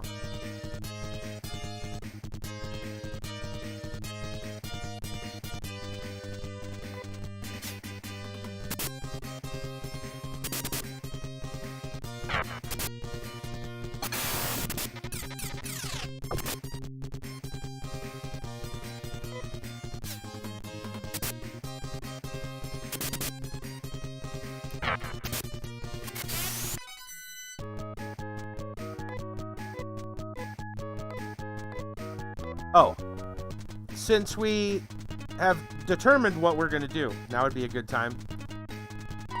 I know Hai was asking for an early story time, so why don't we do that? Why don't we pause this, put on the music. Why don't we go ahead and do an early story time tonight, because I know Hai wants an early story time. Yep, time to kill 65 million boars, yeah. That's what we're going to do. Right, so let's do this. So for anybody who has not been here before, story time, we take a break, we talk about stuff, personal stories or articles or what have you. Everyone is welcome to join in. And I'm going to start things off, of course, with kind of the big story of the night. And an article from Business Insider that's, it's one of those wonderful Blizzard Activision stories. I don't know if you guys heard about this or not, but employees at Blizzard were reportedly paid so little they were forced to skip meals to pay rent, while CEO Bobby Kotick made $40 million. You guys heard about this? This was written only 2 weeks ago. With some of the most popular best-selling video game franchises in the world, Activision and its subsidiary Blizzard Entertainment are money-making powerhouses. Some employees at Blizzard, studio responsible for hits like World of Warcraft, Overwatch, and the upcoming Diablo 4, said they were paid so poorly they used free office coffee as an appetite suppressant, skipped meals in the employee cafeteria, and in one case chose not to have kids due to an inability to afford them. Blizzard employees recently circulated a salary document that highlighted vast disparities in the company, Bloomberg recently reported. Biggest standout in that spreadsheet came from Activision CEO Bobby Kotick, who took home about $40 million 2019. Though some positions within the company offer six-figure salaries, a vast array of quality assurance testers and customer service reps are paid far, far less, according to the report. Our goal has always been to ensure we compensate our employees fairly and competitively. We are constantly reviewing compensation philosophies to better recognize the talent in our highest performers, keep us competitive in the industry, all with the aim of rewarding and investing our top employees, Activision spokesperson Jessica Taylor said in a statement. This year, our top performers received a salary increase, 20% more in prior years. Overall salary investment is consistent with prior years. Additionally, more people received promotions this year compared to prior years. Well, they had all that money from all the people they laid off, right before. So, makes perfect sense. Yeah, just thought I'd let you guys know. Just keeping it, just that reminder for y'all.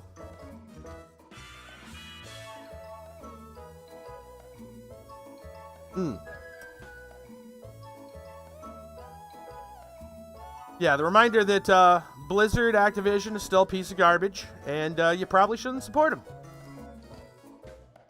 Just throwing that out there. Your my personal service announcement to you. Yeah, Kotick is not a good guy. In fact, if you image search Bobby Kotick, chances are you'll find pictures of him with devil horns. Because it's become commonplace for people to Photoshop devil horns on him. Candy Crush is owned by Blizzard Activision. Why am I not surprised?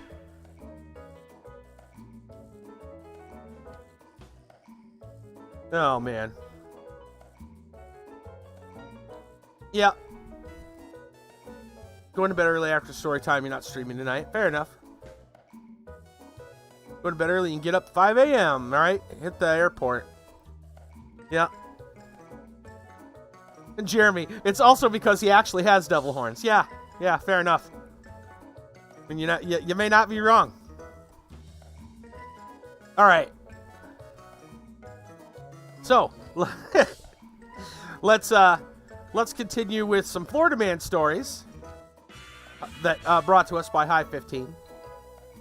We have Florida Man finds air-to-air missile at airport. Brand new article. Yeah, today from Florida Man. Mysterious air-to-air missile was discovered at the Lakeland Kinder International Airport on Friday.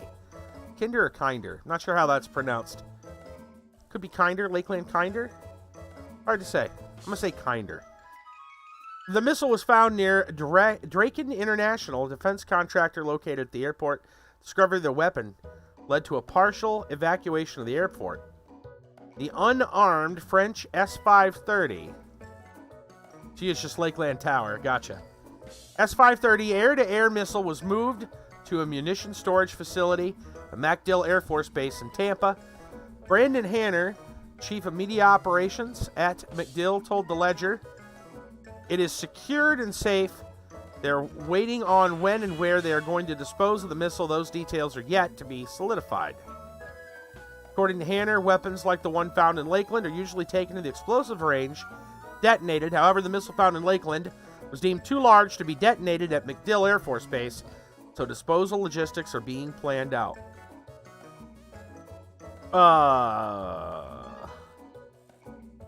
Wow. Just air-to-air missile just hanging out at the airport. Yeah.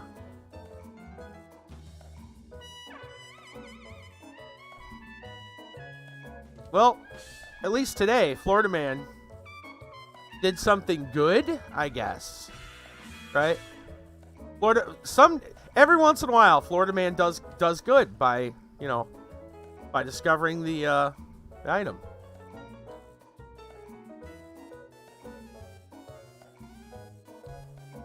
Not for the next story. Uh-oh. What, Kiva, do you got a story? Or you're saying something else here? You're talking about the other thing? Talking about the game? Baldur's Gate 3. No. Early access. Oh. Baldur's Gate 3 early access in Steam September 30th. Oh, about Netflix. Jeremy says, so how to get past security? They're like, you have a piece of gum wrapped in foil in your pocket. Please remove all your clothes. Right? Yeah. I don't know. I mean, it's on the runway. Where did they find it, actually? trying to see where they said they actually found. What did they say? It was on the runway. It was at the airport. I don't know, man. Crazy. Yeah, it's amazing. How do you get an air-to-air missile, at the airport when people get stopped for a piece of chewing gum? Good question, man. Good question. Eva has a story here. Okay. Let me close some of these browsers, windows, I should say. I got a crap ton of them with all these things. The Daily Mail about, okay. This has received some airplay. We'll talk about that. Let's go ahead and finish the other Florida man story.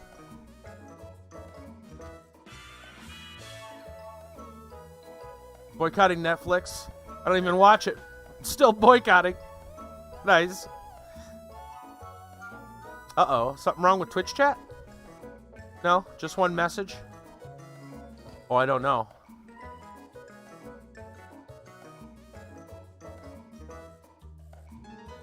Lakeland doesn't have commercial service. Okay. So, here we go. Oh, boy. From the Orlando Sentinel. Second time's the charm. There we go. Central Florida man. Note the words, Florida man. Central Florida man accused of punching neighbor over a Biden yard sign. Oh, my goodness. Volusia County man was arrested. Or Florida man was arrested after authorities say he punched his neighbor in the face during an argument about a Joe Biden campaign sign, according to the news reports. What? I don't know how you pronounce it. Volusia?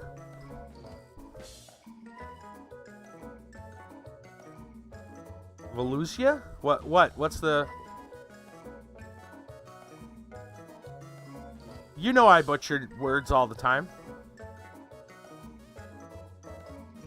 Does that mean something to you? Yes. Volusia. Does that mean anything to anyone?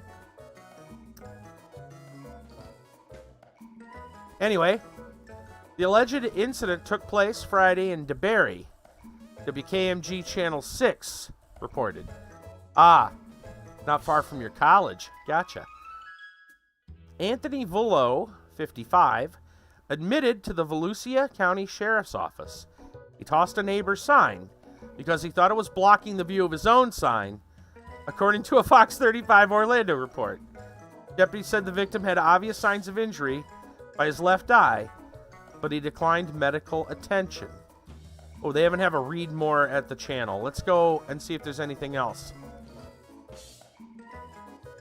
Suspect claims victim's sign was blocking his. Deputies said the fight happened Friday, Shell Road in DeBerry. Witness told his neighbor that another neighbor, Anthony Vullo, had taken the man's sign and thrown it across the yard. The man confronted Vullo about why he threw his sign. And Vullo said he was upset the man had placed his sign in a way that blocked his own sign, according to the affidavit. Daytona Beach, is in the county. During the confrontation, deputies said Vullo pushed his 48-year-old neighbor. Then his neighbor pushed him back. Then Vullo pushed his neighbor to the left side. Pushed his neighbor on the left side of the face. I think they mean punched. Vullo admitted to authorities he was upset about the victim's sign blocking his own, so he tossed it, according to records. Though a witness backed the victim's account of Vullo pushing the victim first and punching the victim, Vullo said the victim pushed him first. He only punched him because the victim swung first but missed, according to the report. Deputy said the victim had obvious signs of injury by his left eye, but had declined medical attention. The report did not indicate which candidates the signs promoted. Well, that, according to the other story, there was a Biden sign involved. I assume one was a Biden supporter, the other one was a Trump supporter, and they got into a fight. I mean, what would you be worried that someone blocked your Biden sign with their Biden sign? You know what I mean, right? Like, it sounds to me like it's probably a Trump versus Biden argument between the neighbors. Goodness. Vullo 55 was arrested, of course, on battery charge.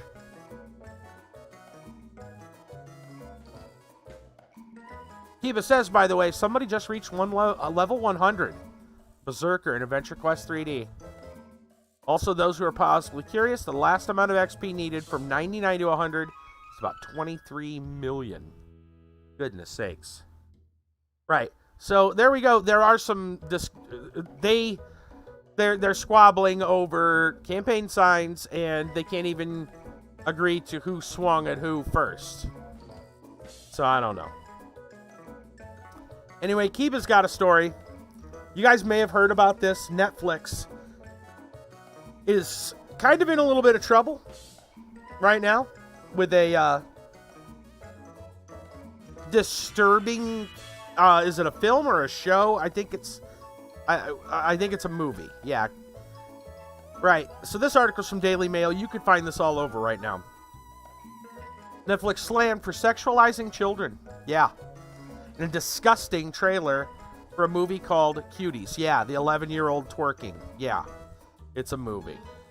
Shows young girls twerking in crop tops and hot pants.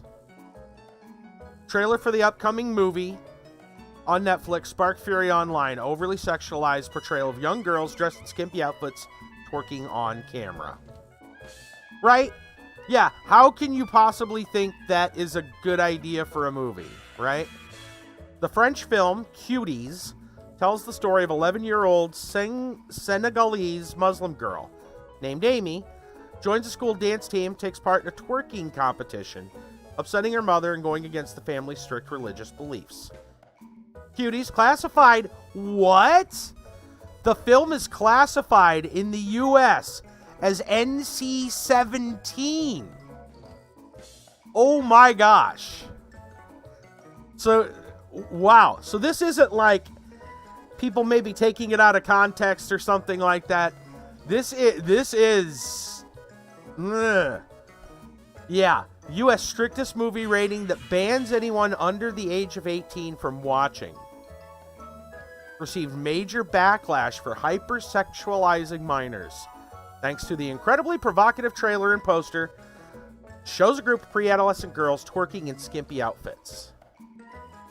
Goodness sakes. Wow. What the hell are people thinking? Does the story continue? Here we go. Because, yeah, they're showing... so, they show the poster. Then they show, on this page, they show the poster. They're showing some, like, Twitter, posts, I guess. Yeah, it says, this from Matt Walsh, says Netflix has a movie called Cuties, 11-year-olds twerking dance group. Some claim it's a commentary on the sexualization of children. But here's the poster. Keep in mind, the lead actress is actually 11 years old in the film and real life. Interesting to compare the French version of the poster to the American version. The French has a kids having fun attitude. The American one looks gross. Yeah. The poster, at least for the French one, it looks like girls on a shopping spree. They've got a bunch of bags of stuff, and they're just walking over a hill. Most of them are wearing basically what you'd expect someone to be wearing on a shopping spree, kind of, montage, right?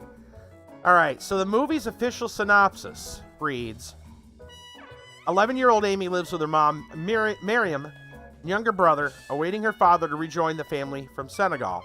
Amy is fascinated by disobedient neighbor Angelica's free-spirited dance clique, a group that stands in sharp contrast to stoic Miriam's deeply held traditional values. Undeterred by the girl's initial brutal dismissal and eager to escape family-severing dysfunction, Amy, through an ignited awareness of burgeoning femininity, propels the group to enthusiastically embrace an increasingly sensual dance routine, sparking girls' hope to twerk their way to stardom in a local contest. Glad I know a little bit of French. Guess if I decide to watch it, I'll just watch it in French. I don't know. It'll probably be the same film. I don't think it changes I think the poster is just different. Yeah, I think the only thing that'll change will be just the language used. The movie will still be the same. While the movie itself is meant to offer commentary on the dangerous society sexualizing youth, viewers have been left horrified by Netflix's decision to market in such an overtly provocative manner.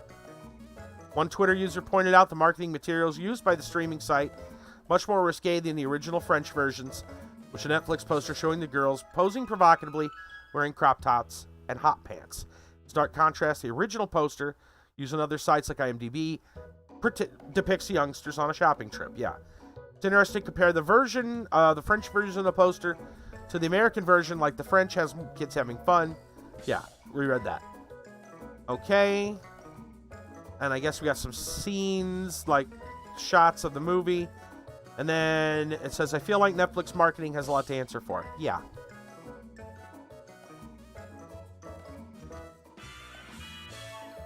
Oh, do you guys want... I don't know if you want the link. Well, you've asked for the link. Copy. Paste.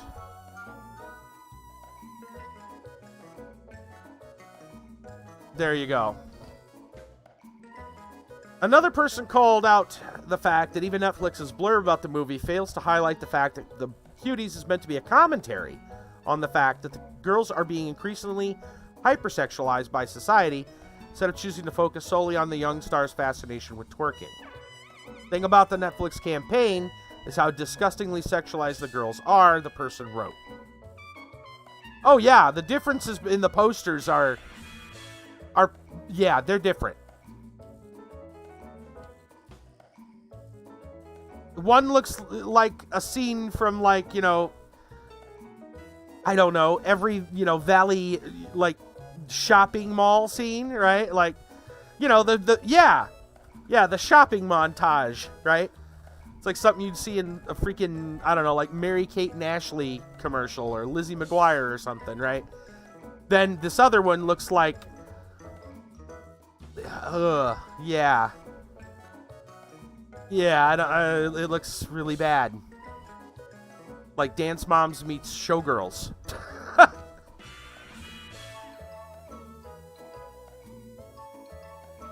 Right? So, compare the poster. Yeah, different as night and day. Someone should get fired. Yeah. Netflix blurb shared by the user says Amy 11, fascinated with twerking dance crew, hoping to join them. She starts to explore her femininity, defying her family's traditions. However, on IMDb, the movie blurb doesn't include any mention of twerking, instead detailing Amy, 11-year-old girl, joins a group of dancers named the Cuties at school, and rapidly grows aware of her burgeoning femininity, upsetting her mother and her values in the process. So, yeah, they're selling it a little bit differently in North America. Even Wikipedia highlights the movie's social commentary, with the site's movie description pointing out how Cuties is intended to raise concerns about the impact internet culture can have on pre-adolescent girls.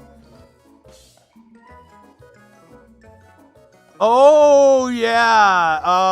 Have we talked about that?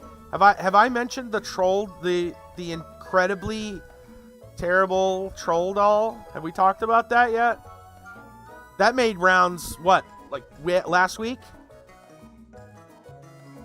The film was based on traditional Senegalese Muslim girl caught and torn between two contrasting fortunes, traditional values, and internet culture, while also speaking about hypersexualization of pre-adolescent girls, says the description. Yeah, I don't know, man. They really wrecked this. In the wake of furious backlash. Yeah, it's another how the hell did people get past... How did this get past multiple people without anybody being, we got a problem? Yeah, good question. 0 of 10. Yeah, exactly. In the wake of the backlash, Netflix issued a swift apology confirming to Deadline that it has removed the inappropriate artwork used to promote the movie, while also updating the film's blurb on its website. We're deeply sorry for the inappropriate artwork that used for the Cuties, spokesperson on the site said. It was not okay, nor was it representative of the French film, which premiered at Sundance. We've updated the pictures and description. The blurb on the website of Netflix no longer contains any mention of twerking, instead highlights central character Amy's rebellion against her family's strict ethos. 11-year-old Amy stars to rebel against her conservative family's traditions, and she becomes fascinated with the free-spirited dance crew, it reads. The trailer, however, does not appear to have been changed or edited. In the trailer posted to the official Netflix YouTube account August 18th, Amy, who is portrayed by 11-year-old newcomer Fathia Yusuf, is seen trying to balance her strict religious upbringing with newfound friend group, all of whom are shown acting and dressing in overtly mature and sexual way. Once shy Amy is seen growing in confidence, dressing provocatively, acting against mom's wishes, eventually stealing money to fund a shopping trip for her and her friends. At times, the stars are seen acting like the young girls they are, giggling, having fun, and playing. These scenes are, however, mixed in with clips of the girls practicing overtly sexual dance moves and experimenting with provocative poses. More tweets. Towards the end of the trailer, the 4 stars are seen in what appears to be the final performance, which they don incredibly skimpy outfits, metallic crop tops, tight spandex hot pants, I assume the poster, before twerking and body rolling in front of a panel of adults. However, some have chosen to call out the portrayal of the movie. Others have insisted the incredibly mature content of Cuties is the issue. Audiences have started a petition to have the film removed from Netflix entirely. Almost 20,000 signatures at time of the article being written. Others have shared outrage in social media, with dozens of Twitter users voicing fury about the sexual nature of the movie, Netflix's decision to promote Cuties through provocative imagery. One Twitter user wrote, "This is effing disgusting. Minors shouldn't be sexualized like this." Another added, "I'm all for discussing important issues. We don't have to sexualize young girls to discuss sexualization. Too much of it happening for real. No need to have it happen for fake." Yeah. You know what? I mean, yeah, I would have to say that I agree that you can definitely discuss the topic, definitely without making a film like this. Yeah, I guess it'll get people talking. It'll also get your film removed. I mean, that's a lot of money to spend. Making a movie is not cheap, right? Just to prove a point? I don't know. But don't get me wrong, I think a conversation needs to be had about stuff like that, because there are some pretty weird stuff. Kiba was mentioning the troll doll. And saying people who test products are pretty stupid. Messed up Netflix. KFC messed up. Oh yeah, KFC had a really bad take a couple weeks ago. Netflix messed up. Hasbro messed up. Yeah. I don't know why anybody would think this was going to work. I really don't. If you guys are wondering about the troll doll thing, I'll just quickly tell you, instead of digging up a full article, there was a troll doll came out for the movie, right? One of the recent movies that made it on Disney Plus or whatever, one of the big streaming services. It's a doll based on one of the characters, and the doll talks. It has a little button, right? That you press it, and it'll giggle and do all these, strange noises. The button of the doll, the button, anywhere you could put, imagine, you know what a troll doll, like, it's a humanoid-looking figure, right? It's a troll doll. Posable. The old troll dolls weren't posable. This one is, right? They put the button literally right between the legs of the doll. It's right where it's in the worst place it could possibly be on a doll. It's in the show me where they touched you portion. No, I'm not. You can look it up. Go look it up. Yeah. You can go look it up. It's just put in something like a recalled troll doll or... Yeah. There you go. Eva's got a link right there. Hasbro Slam Trolls doll button between the legs. Yeah. Makes the doll giggle. Yeah.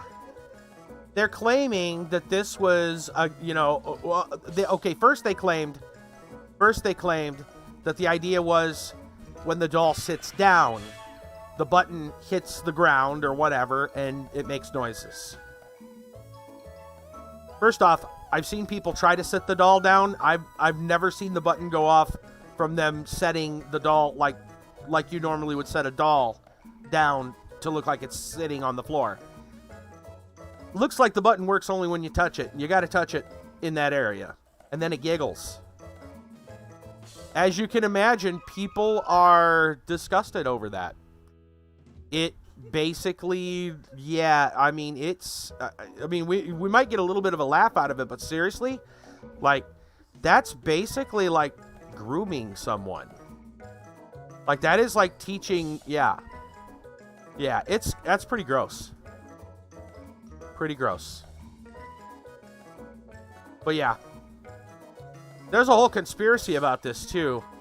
People were saying that the colors of the doll even match a flag for, like, like people that are, like, attracted to kids or something like that. I guess there's a flag now for that. I don't know if the article that Kiba posted mentions that, but yeah, it's something else that I heard. It's one of those, like, strange coincidence, maybe, but I saw the picture of the doll's hair and the flag colors. There is, however, a flag for everything, yeah. More like a Target, just saying. Is Hasbro sponsored by Netflix? Yeah, right? I don't know, guys. We live in some interesting times. Interesting doesn't always mean good.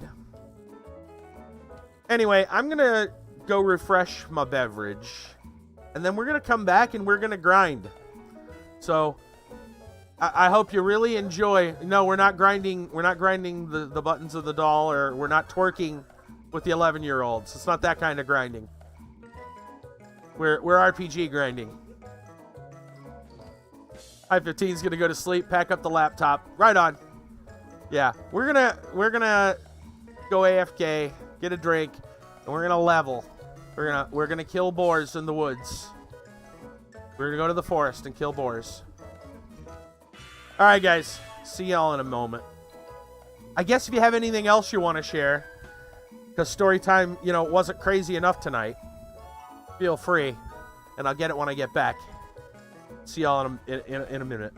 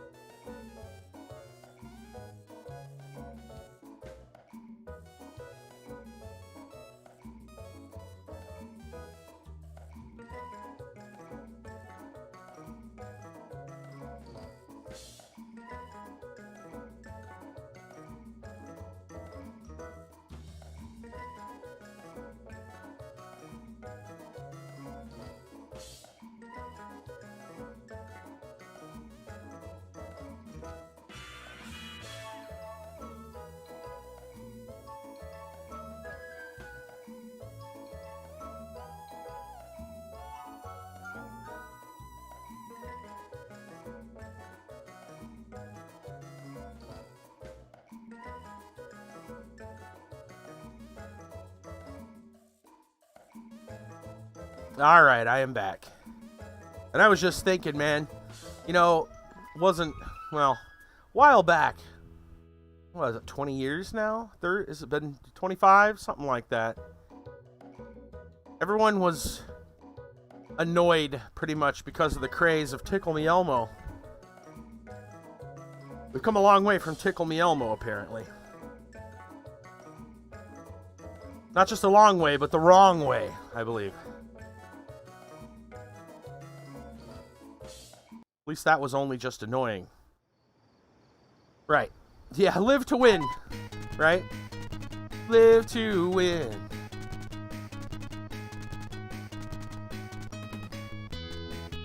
Yeah, I guess that's what we're going to do, is we're going to grind.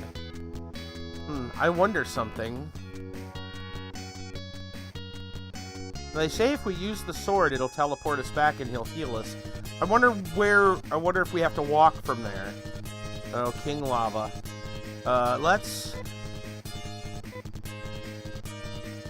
use that snow crown.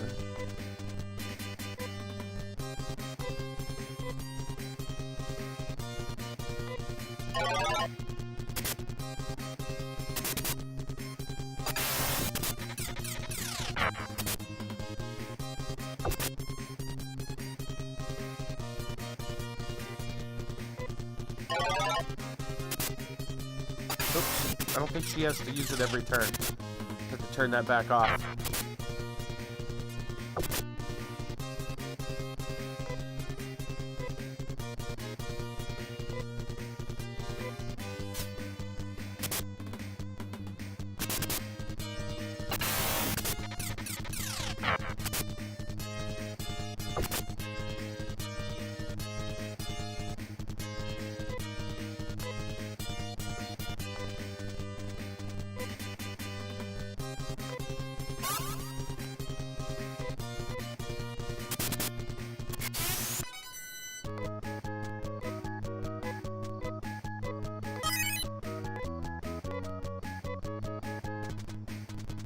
Leveling.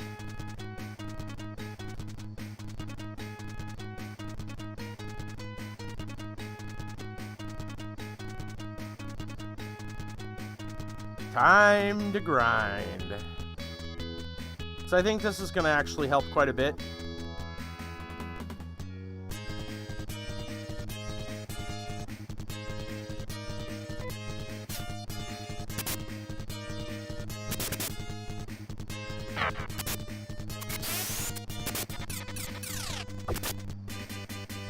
It's like a wombo combo strategy.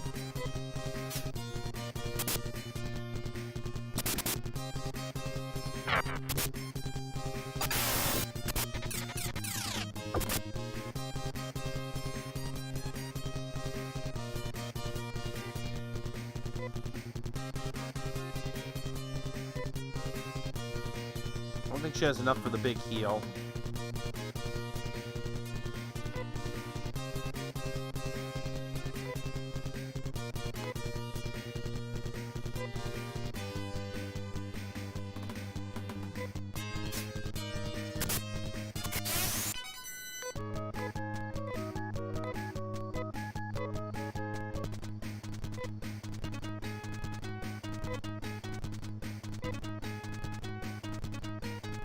Actually, you know what? Let's see what happens when we use that sword. Because, like, the worst comes to worst, we'll just have to come back here and you know, we'll have to work our way back here anyway.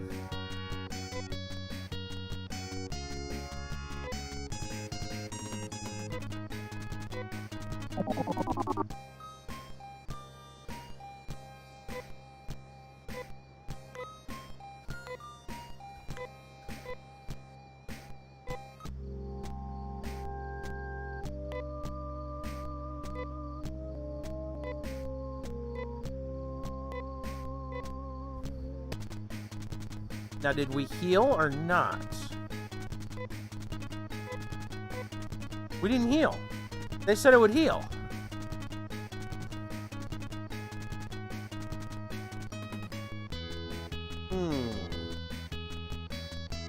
Give me a minute. I have to grab that page anyway. Give me a moment. We'll see. Turn the music on for a moment.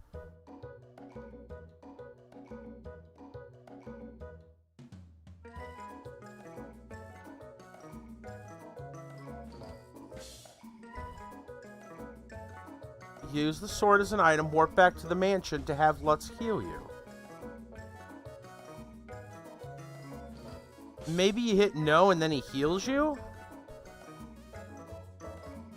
I don't know. We could try it. I'm kind of curious as to find out.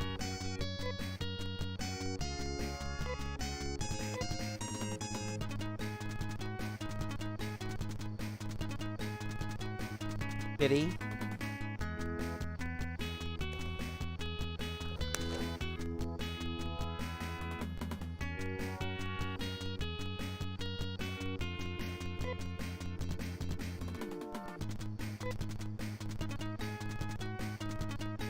Didn't buy the cartridge in a dark alley? Yeah.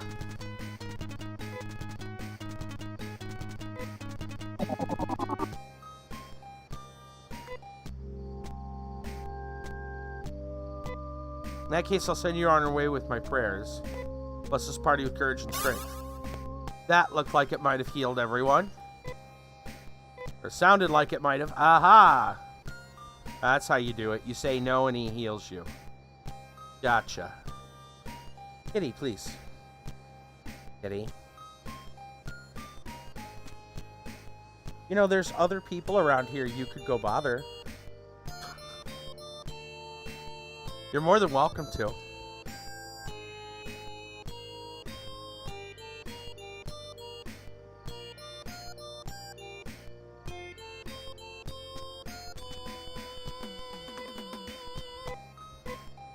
And I did get it through, this is the Steam version. So, depends on what your thoughts are in the Steam store are. I would argue there's some pretty dark alleys in the Steam store.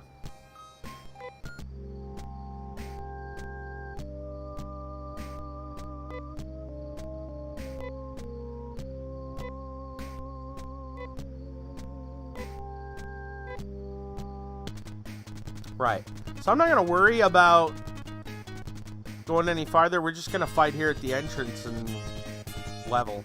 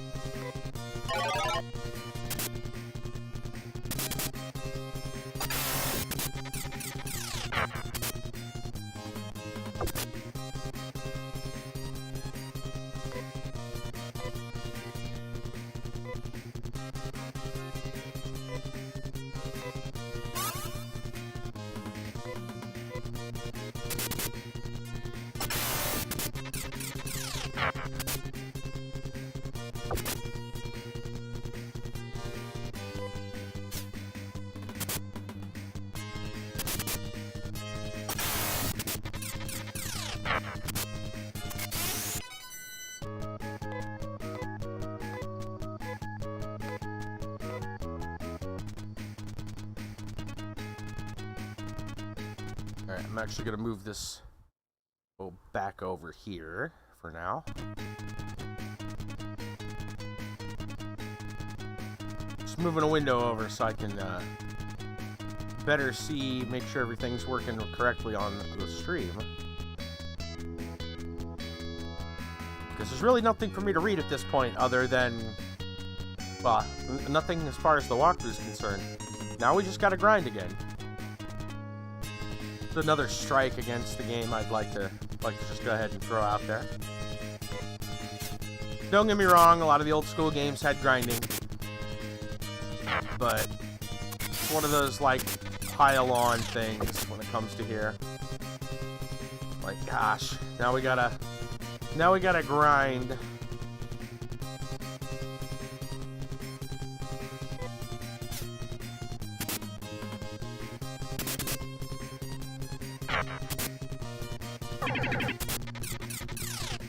It's pretty common of a lot of the other the old school RPGs. Grinding was a big part of it.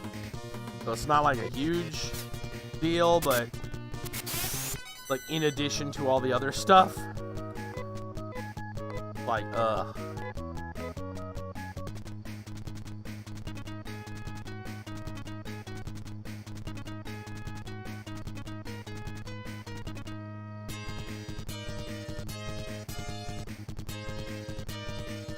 not as bad as Earthbound's inventory.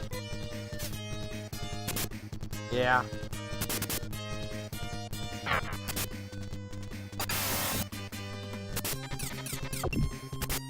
There's definitely worse stuff.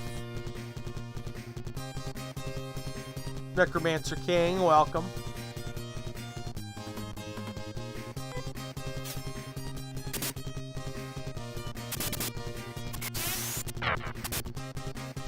Changed your name, huh, on AQ3D?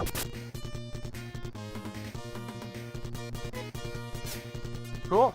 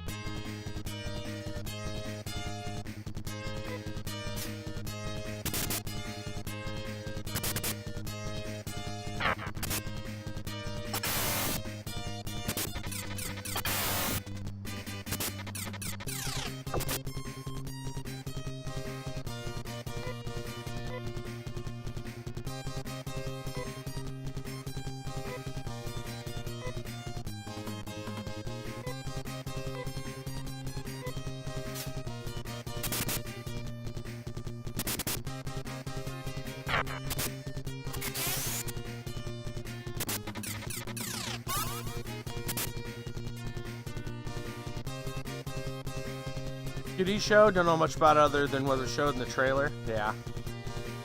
We already talked about that, but yeah. Story time's doing Toddlers and Tiaras is far worse. I've never watched that.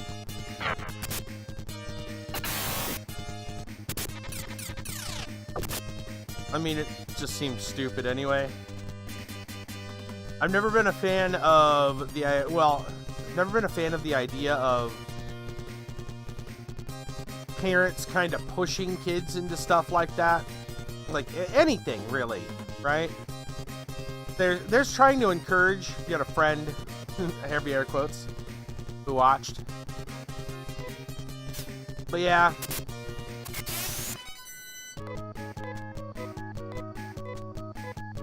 I mean, there's encouraging your kids to do stuff, and then there's basically trying to turn them into something they don't want to be.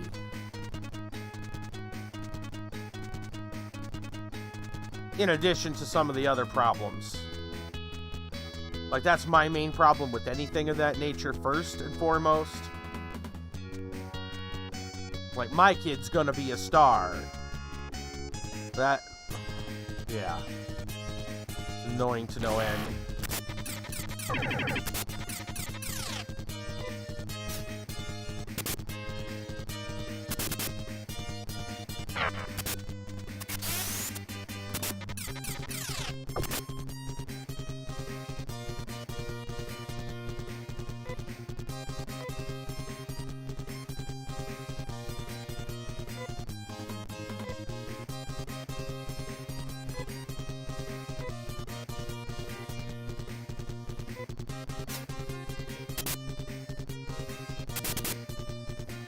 Also, this is retro as fuck. I keep forgetting how old this franchise is. Yeah. It's come out in 1989.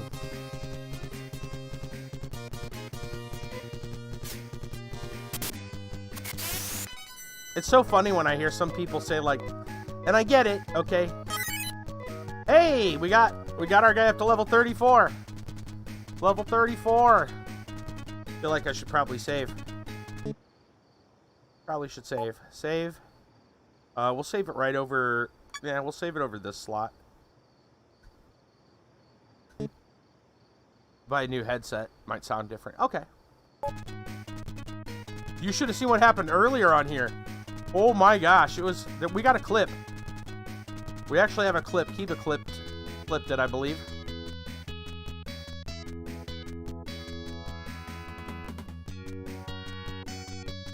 This game had a cursed moment, man.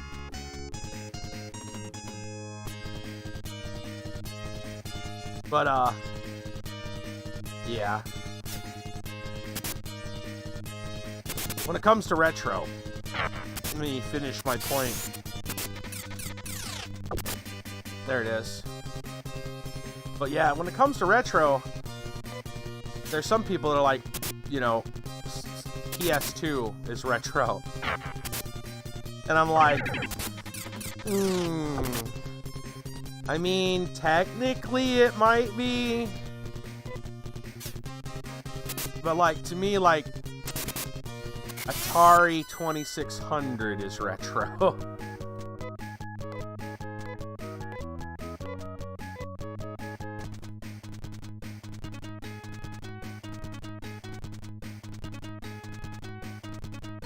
Like, that's what I grew up on.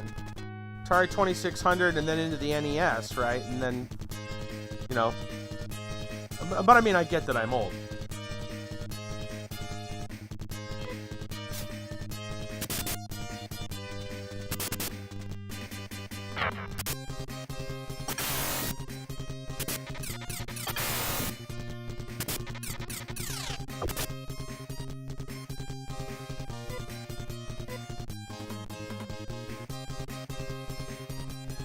Grew up on Genesis. That's still relatively old. Yeah.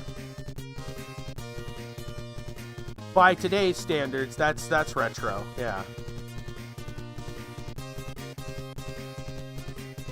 Well, by today's standards, I guess it's ancient. If PS2 is retro, this is ancient.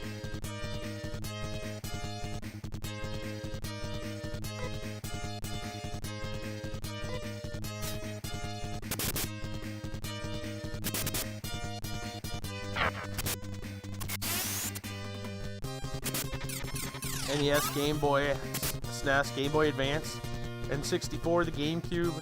Don't forget the Virtual Boy. Nah, you should probably forget the Virtual Boy. Yeah, today's standards, these are dinosaurs. I'll tell you what, man. If I'm a dinosaur, then so be it. Dinosaurs ruled the world for much longer than humans, I guess. Apparently they had better games, too. That's right, shots fired. Let me ask y'all a question. Old Man Weiser had this very similar conversation a couple weeks back. Never forget, lest we repeat the sins of the past. How about this? What was the best year? The best year for games? Think about what year. We can say that some dinosaurs didn't age. Some didn't age well. The best year for gaming, as in like the best releases. He brought up a point. I guess him and his friends have talked about year per year. But find a better year. Find a better year than 1997. I challenge you to find a better year than 1997. 1997 was... Don't know the exact year that most games released. You can look it up. Wikipedia and stuff like that will assist you. You can go to Wikipedia and look at games made in 1997. Or, pick the year of your choice. Games released by year. Go take a look at the games released in 1997. And tell me there's a better year. You've got Fallout. Was it Fallout or Fallout 2? I think it was Fallout, Symphony of the Night. I believe GoldenEye is on that list. Is it Diablo's on that list, I believe? The list goes way longer than that. Those are just a few off the top of my head. Just a few. It is a star-studded set of releases. For systems, PC, consoles. Like, it was like the best year of gaming releases. It was fantastic.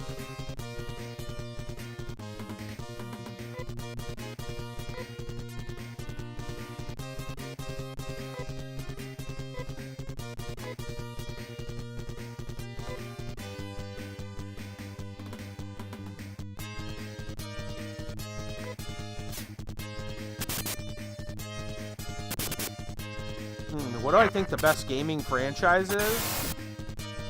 I mean, you didn't ask that question, but I would have to hope, considering current day, that we could find a better answer than Diablo. Diablo can't be the best. No, I can't agree that Diablo would be the best gaming franchise. I mean, honestly, I think Ardix provides. I mean, would I rather play the Diablo on the phone, or would I rather play, like, anything from Ardix Entertainment? I'd rather play Dragon Fable. Yeah, shots fired. The video, someone used a bunch of AIs to make Diablo 2 look modern. No, I haven't seen that. I have no idea what that even means. How do you use AI to make Diablo 2 look modern? I'm confused. Dragon Fable still gets updates. Yeah, and you don't have to, and you can use it on more than just your phone.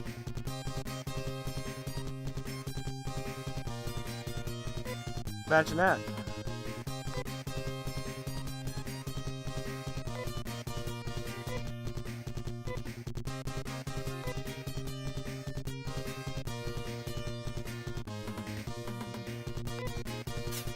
You don't like single player that much.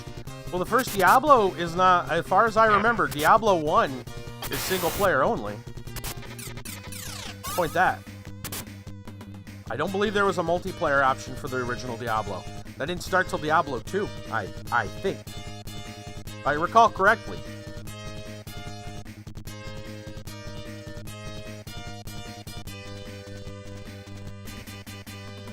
If I remember right. Yeah, Diablo 2 was good. Diablo 1 was, yeah. Diablo 3, I didn't play. I'm kind of okay that I skipped it. Doesn't bother me, and everything since, well, it's Blizzard. Yeah. Fate. Hey, Fate. Fate's not too bad. Torchlight. Seems pretty good. Path to Exile is alright. We live in a world where we don't have to just sit with Diablo. But, gosh, if I was to think of, like, a franchise... Diablo 1 is very basic. It's very basic.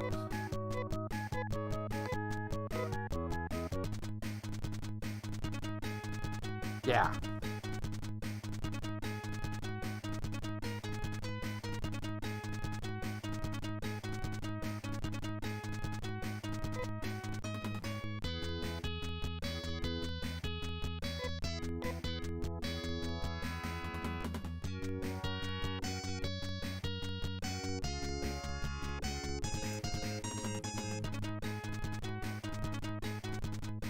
One of these days, I'm going to get to the Risen franchise. I'm trying to get Wisdom Master to play hardcore character in Diablo 1. Man. But yeah. I'm eventually want to get to the Risen franchise. I've got them. I just haven't played them. I bought them and didn't play them yet. Mainly because I like the first 3 Gothics. None of the expansions or any of the extra stuff they added to Gothic 3. They added some stuff, and then they came with Arcania. Dude, that setting was great. And the reason why I bring up Gothic is because Risen is like the same creators, Chronobytes.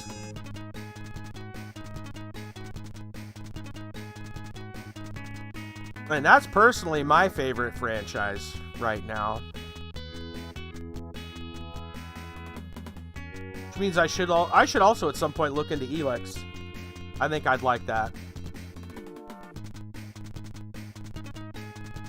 Horizon Zero Dawn is on PC now too. Haven't seen Book of Demons, meaning to watch you playing it. I haven't played it yet. I bought it, still haven't played that yet either. Kiba's been streaming it. Kiba's want to let me know it was on sale. Sorry, just looking at health. Okay. Thank you. I'll take a look at that after the stream. After the stream. I'll take a look and see what you're talking about.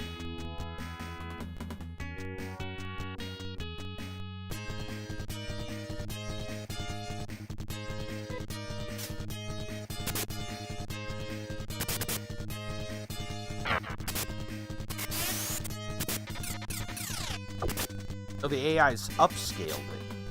I didn't think AI would be able to upscale something.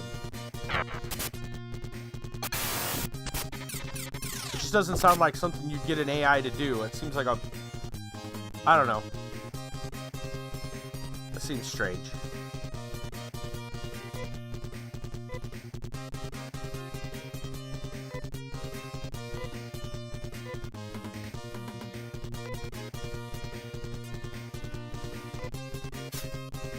The only thing I like about this game is the enemy sprites. Yeah.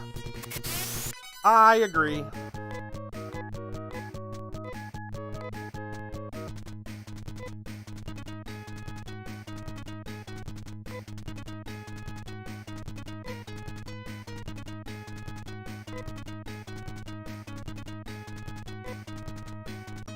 And the fact that it has a storage, like a bank, at the time was kind of a new thing. That wasn't really heard of, so props to them for that.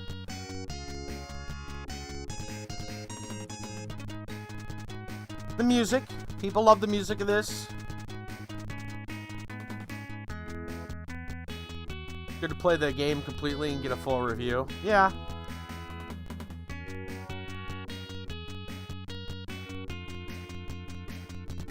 I mean, I wouldn't mind saying, hey, I beat this game. Right?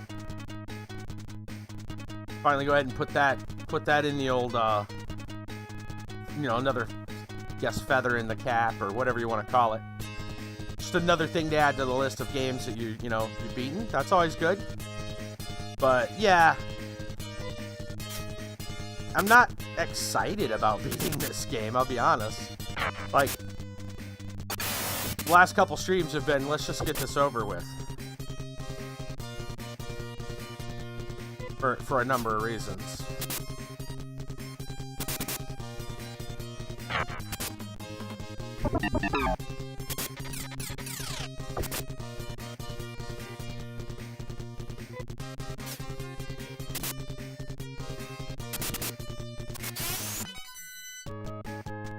Oh, an AI used double picture side without losing quality. Huh.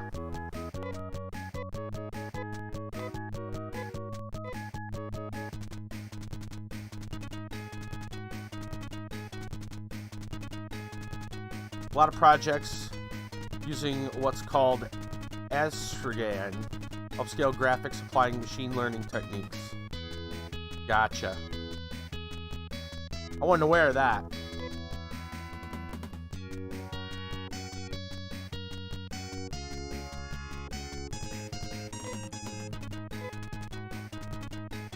It's pretty good. Playing Final Fantasy IX using the Mogiri mod. Does it? Huh. Interesting.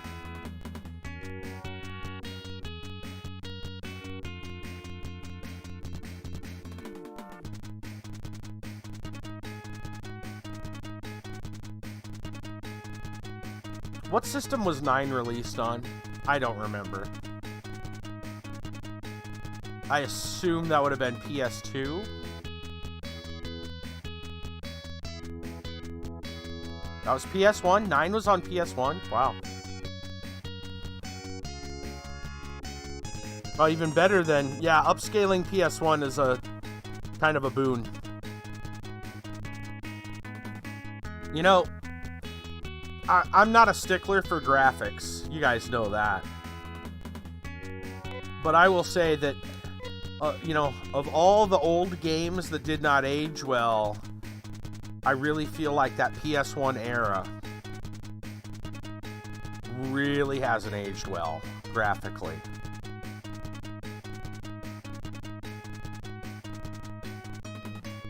You know, like, you can look at pixel graphics like this, and there's a certain charm to it. There's a stylistic, you know, look to it. Right. Yeah, that era, I should say. Not just PS1 as the console, you know, just that era, though. Saturn, PS1,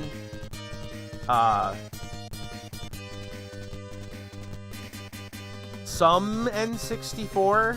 There was some good N64 graphically, but there's a lot of them that are kind of, huh?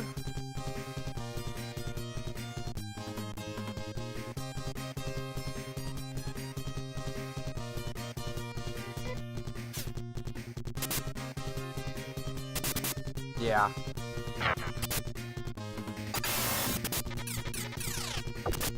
That's why I've never really worried much about, like, the idea of cutting edge graphics. Yeah, they're cutting edge for a couple years. And in a few years they're going to look dated, right? That's why, you know, caring about graphics to that extent is kind of dumb. Really short-sighted is what it is, because it means your game will not last the test of time. It means they're going to have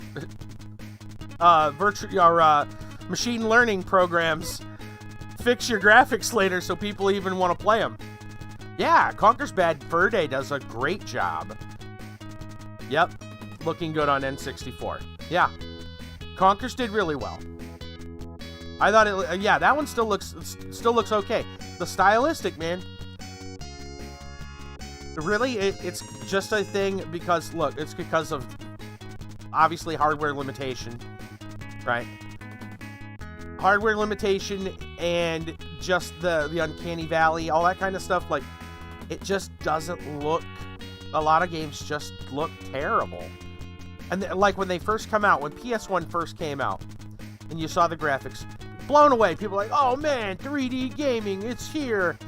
And I was one of those people that's like, dude, it's all blocky and chunky looking. It's, right? Like, big deal. Right? I was kind of like, big deal. Everyone else is like, oh, it's the best thing ever. I'm like, no, not really.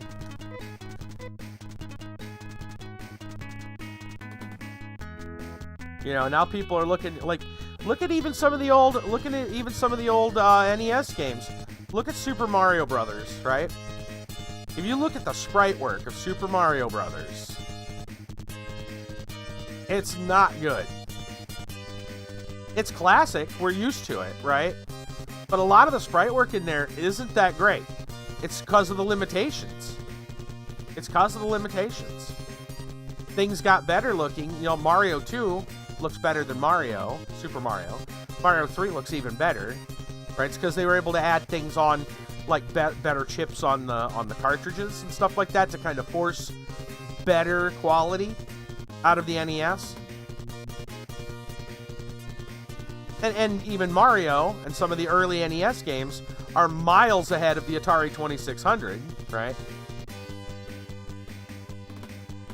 Oh yeah, I mean, even some of the later NES games, Mario 3, Kirby, just to name a few, those look fine. Really, like, graphically, they look fine. The SNES gets even better, right? Yeah, because then, I mean, I prefer All-Stars in terms, like NES, the Mario All-Stars for SNES, in terms of looks, right? Because you're allowed to add those extra colors, right? Yeah, you can actually get shading. You know, you look at Mario 3, you really look at Mario 3, for example, Mario has black suspenders, right? His overalls are black. Everyone's used to blue. right? And it just looks weird. And then in All-Stars, they were able to recolor it and even give it shading. So not only are they blue, there's like, 3, I think, shades of blue in it. At least 2. I think there's 3 shades of blue in it. And it, gives it a little bit extra push. It looks a little bit better. It does. It looks better. That said, like, the other graphics from the original are serviceable.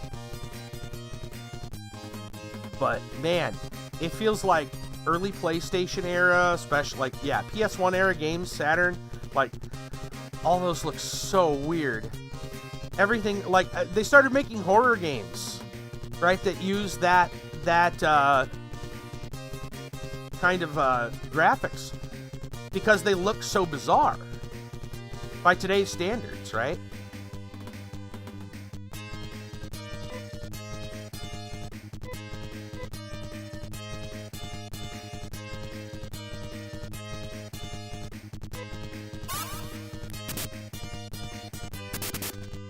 Welcome back, Dungeonmans King.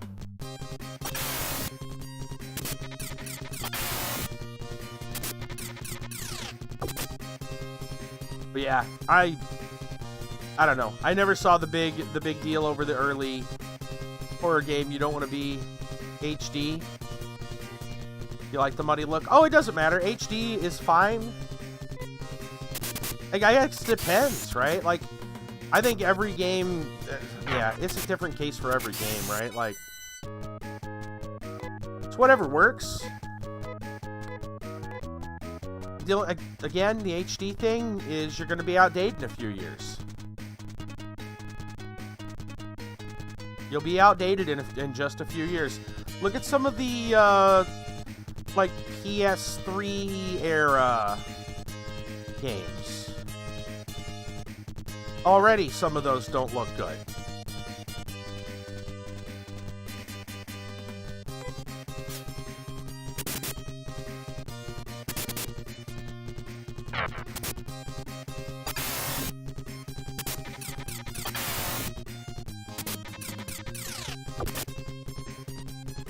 I don't know. I just think it's a trap to just go for the cutting-edge graphics because it'll just be outdated in a couple of years.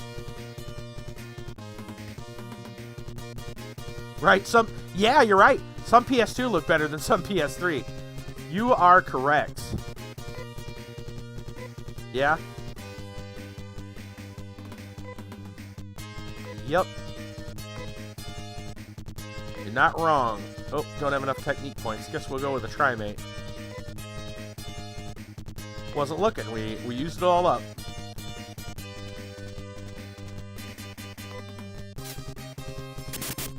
I've seen God of War. The newest one?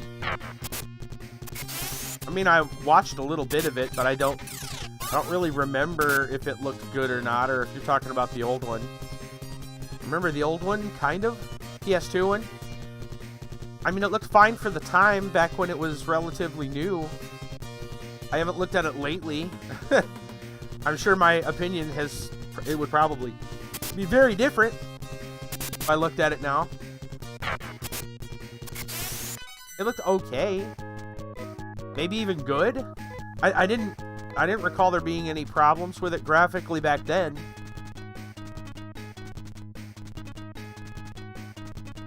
But I don't know.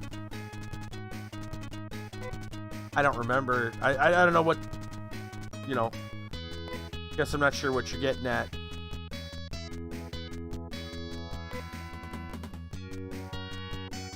Alright, we're going to use the sword. Part back. We'll heal.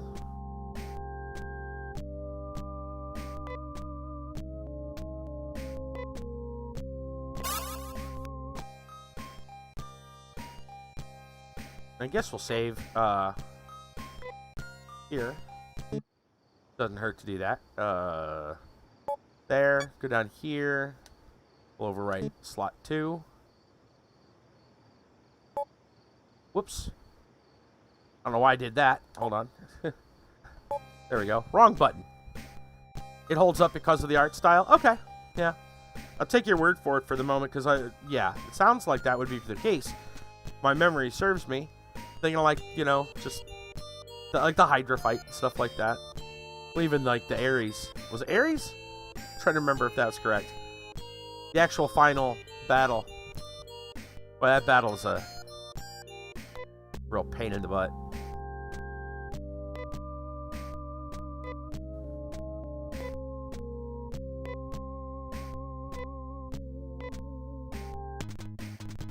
Alright, round in circles we go again. This doesn't really matter. We're just trying to level. Yeah, a lot of games that pick a certain art style, they make a stylistic choice, and it over time, like, it still looks fine. Cutting edge graphics, they're not gonna. That edge is gonna change.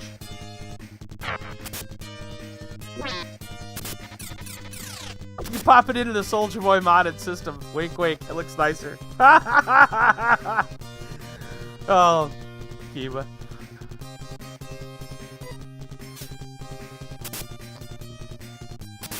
I'm sure it'll be awesome. A Soulja Boy console. You know, has there been any update on the KFC console?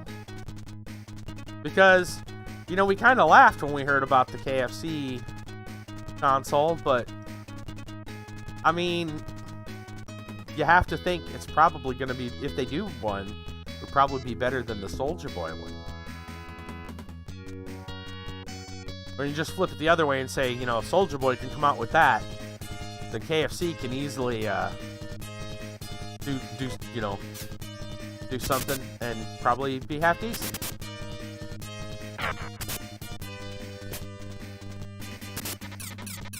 They should think about it, just saying.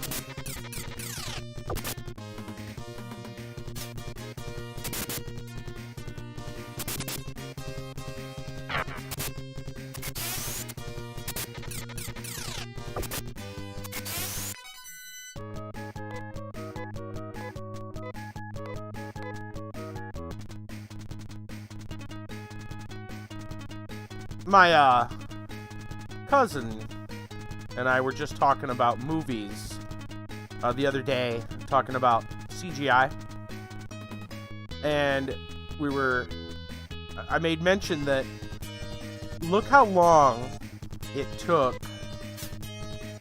Like, if you look at say the Star Wars prequels, it didn't take long for them to get dated in terms of their quality, their graphic quality.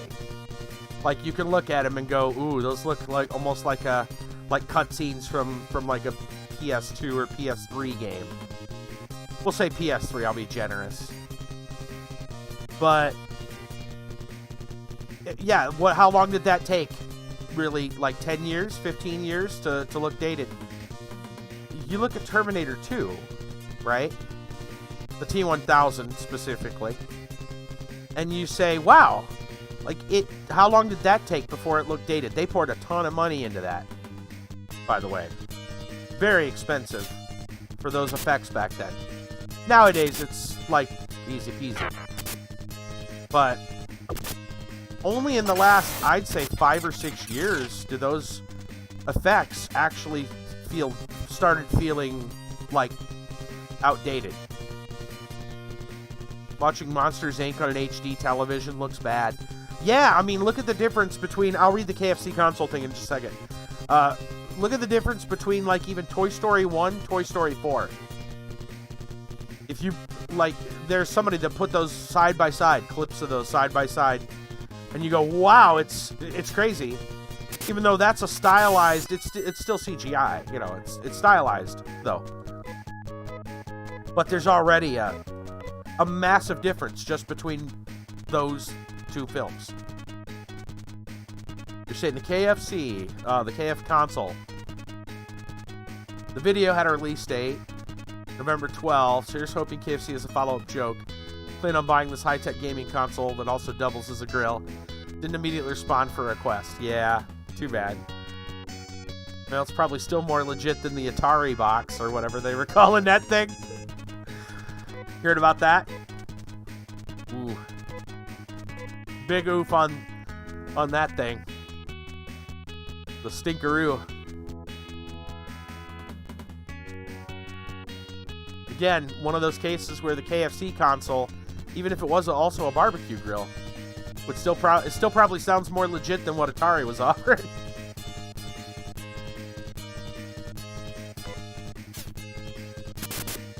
I'll take your word for it, man. Monsters Inc. on an HD TV looks pretty bad. I would bet it does. Gosh, how old is Monsters Inc.? I'm trying to think now. That's an old one by today's standards. Atari in a newsletter announced the price and tech details of the Atari box. It's set to launch next spring, $249 or $299, depending on hardware configuration. Yeah, well, save your money. Let me just tell you, save that money.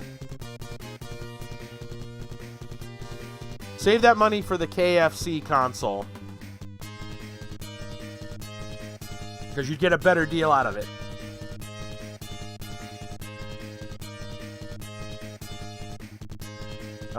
Okay, yeah, we got new tack point.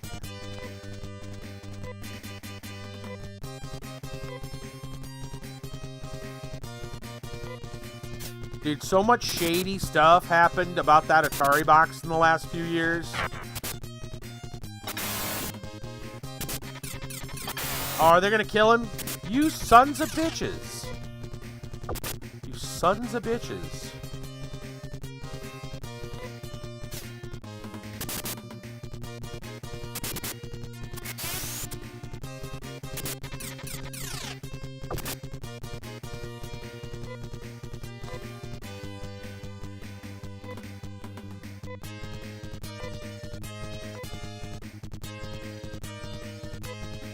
They double teamed him. You did better. Yeah, you get a better detail getting the Soldier Boy Raspberry Pi with an Atari add-on. Yeah, you would.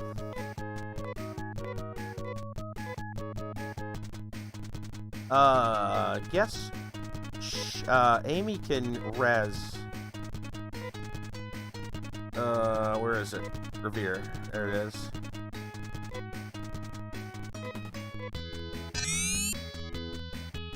And then we will, well, not you, or heal you.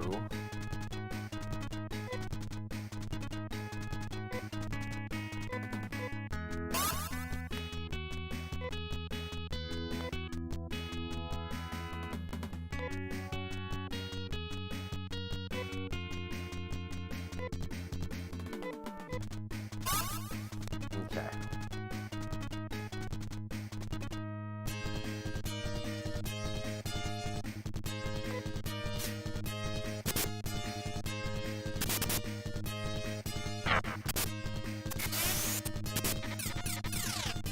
Ow. Rude.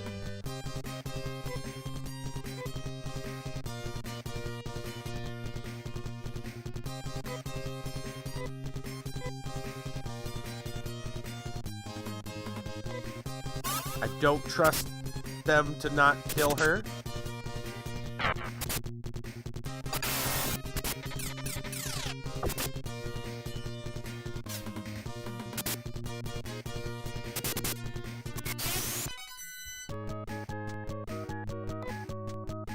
Mousy was talking about a console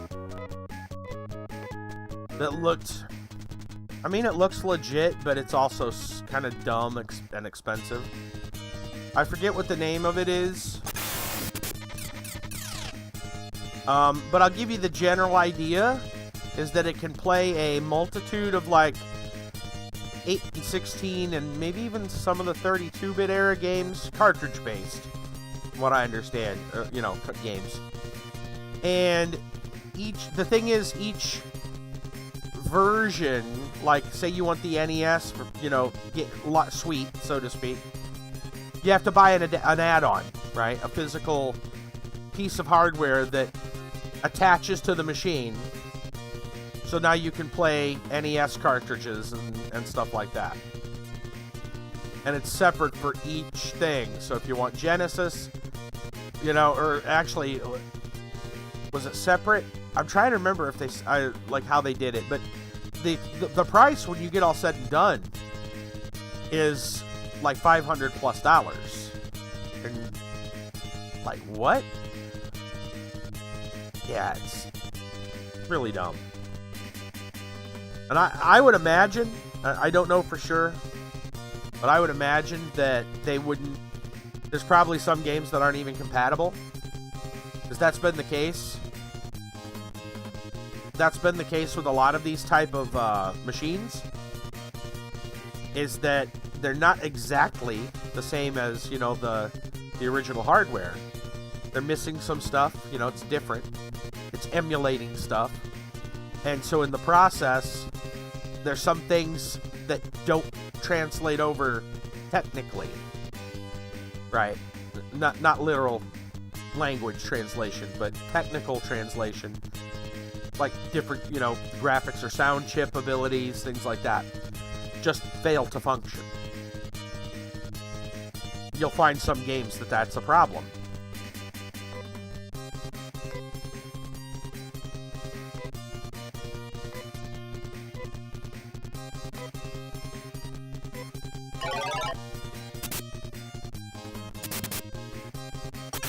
Yeah, I forget the name of it.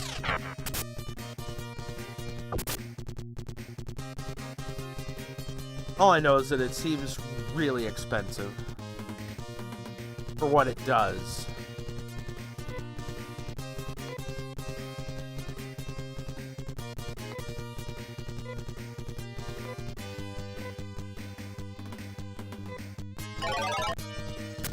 Didn't need to use that again. I'll have to fix that.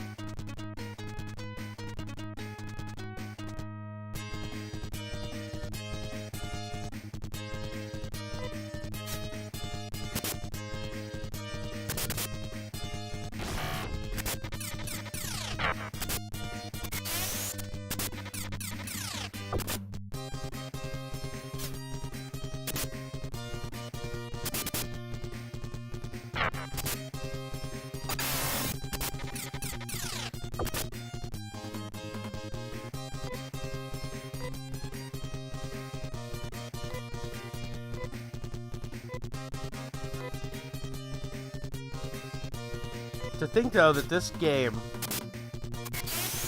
just to go, back to kind of a different topic, back to an earlier discussion, to think that this game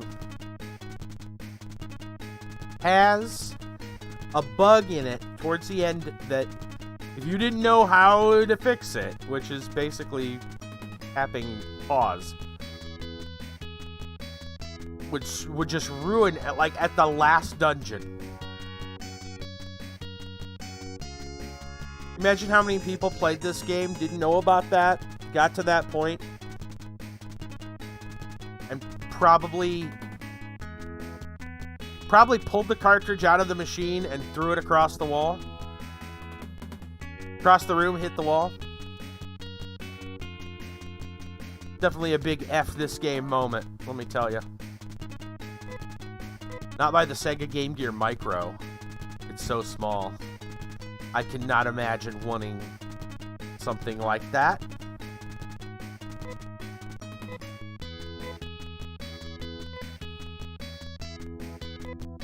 Let's see what you got here.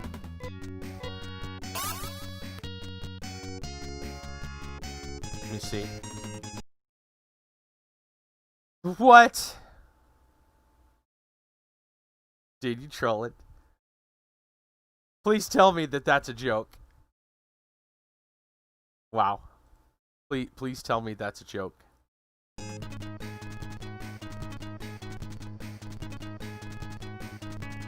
I'm assuming that's just a... What? Wow, are you kidding? Like, that's... I mean, by the looks of that picture, I figured it was a $450... Sega's Game Gear Micros, $450 consoles with 4 games each. And yes, there's a magnifying glass. Holy cow! What?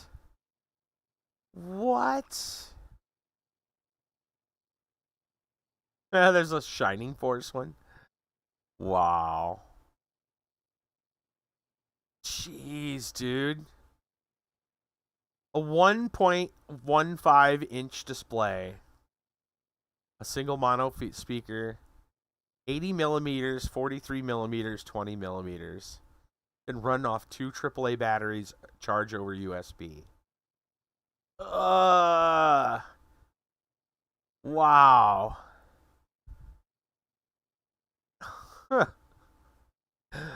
Big window magnifying glass accessory. Oh dear. Yeah. This is the same company that released the non-functional plastic Sega CD and 32X add-ons for the Mini. The Mega Drive Mini, yeah. Oh my gosh.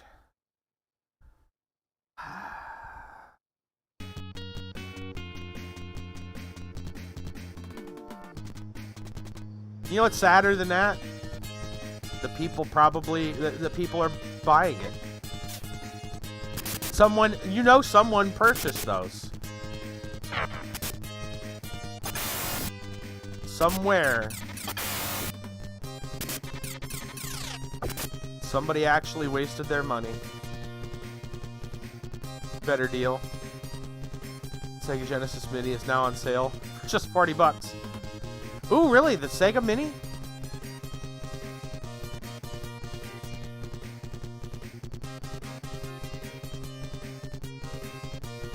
Dude, that's a really good bargain.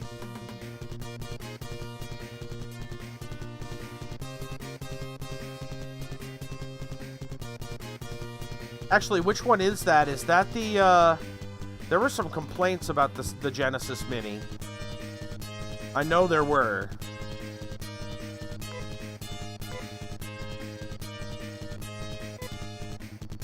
It depends which one it is. Because there was one...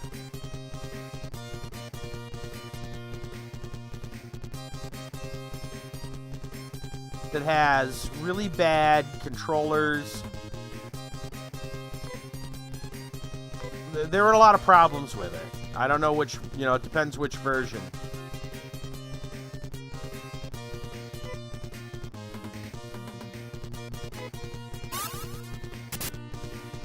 Alright, just don't double team this guy before he gets healed and we'll be fine. Oh, here it comes. Oh good, they didn't. Okay.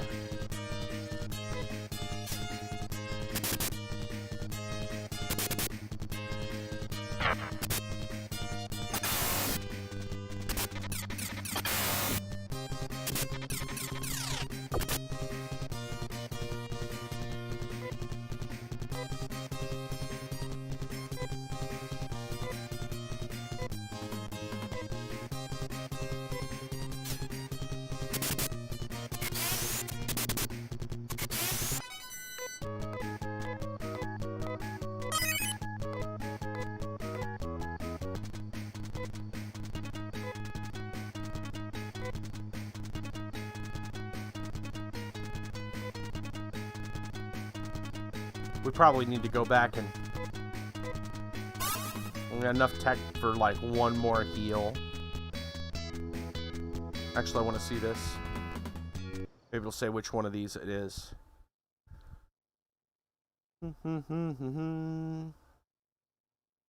Mini or Mega Drive Mini. Please know. Amazon selling 50% off regular price. Stocks expired as expected. Sorry, July 12th. Wonder how long. It looks like it's still available.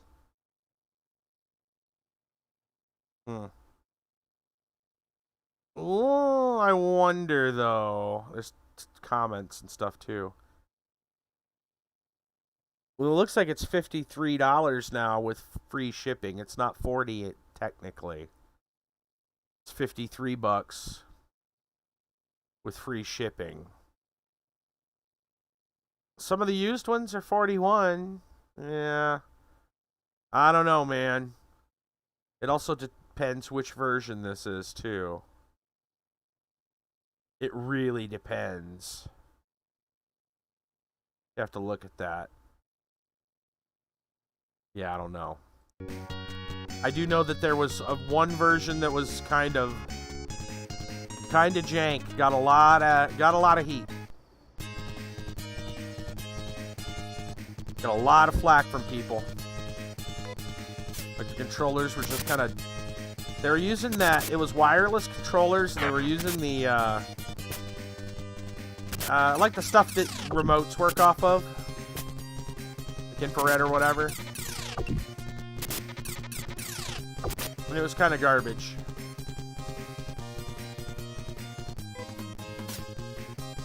The one after 2019 are the better ones. Yeah. Okay. Yeah. I would say do your research. Make sure you do your research. Because there are two versions of that Sega Genesis Mini. And one is definitely better than the other.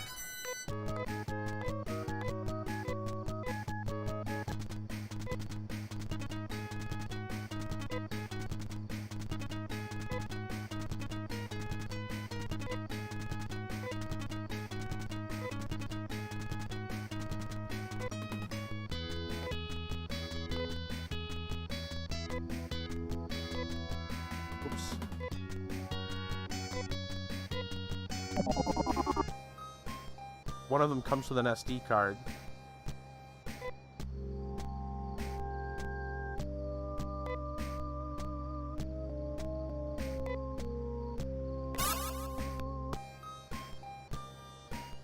Alright, we're going to save again.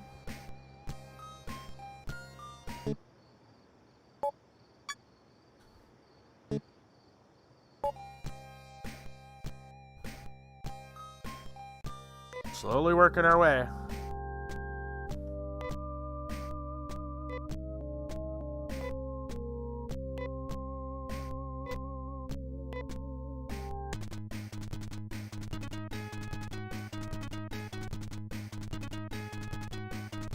You have Sega Genesis cartridges laying around.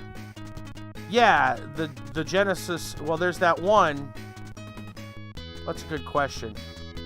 Was it the Mini that has the Mega SG? Oh yeah, I've got that. Yeah.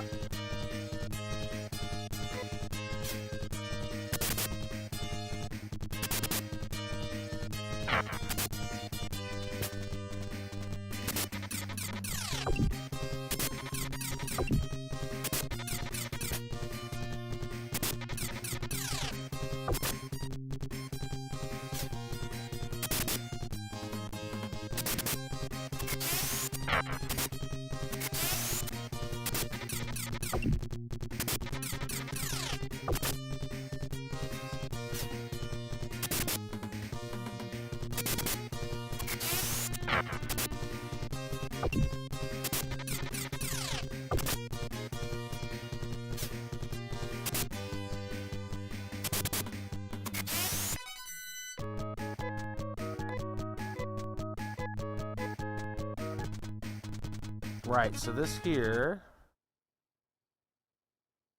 Dude, this good takes analog. Let's see. Was this the one? Not plug and play, yeah. Huh. That's kind of cool. I would say if this is the one that was this the newer version? Because I know there was another one of these that got some flack. This looks like it's the newer one. Yeah, this looks like it's the newer one. Yeah, those look way better. Yep. Yeah, that one looks a lot better. What does one of those run? Not that I'm terribly interested personally, because I still have a Genesis that's working, so maybe not for long, but you never know.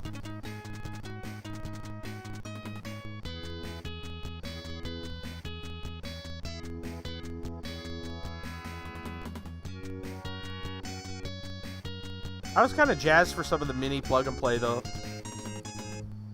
Only because, like, I wouldn't probably use those for, like, streaming, right? But they'd be fun just to have around. Something to do. Especially for some of the games that, you know, maybe you didn't catch back when the game, you know, when the system was current. You can go ahead and pick that up and play it. Catch some of the stuff that you missed.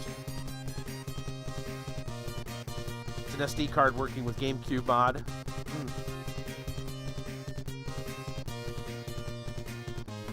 Interesting.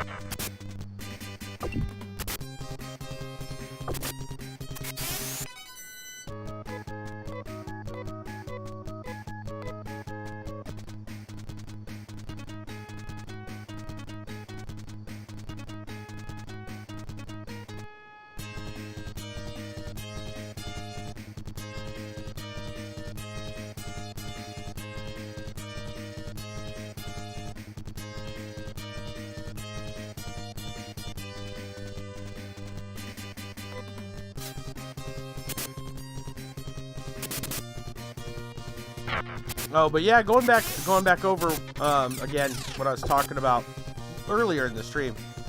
I still wish Nintendo would just embrace PC.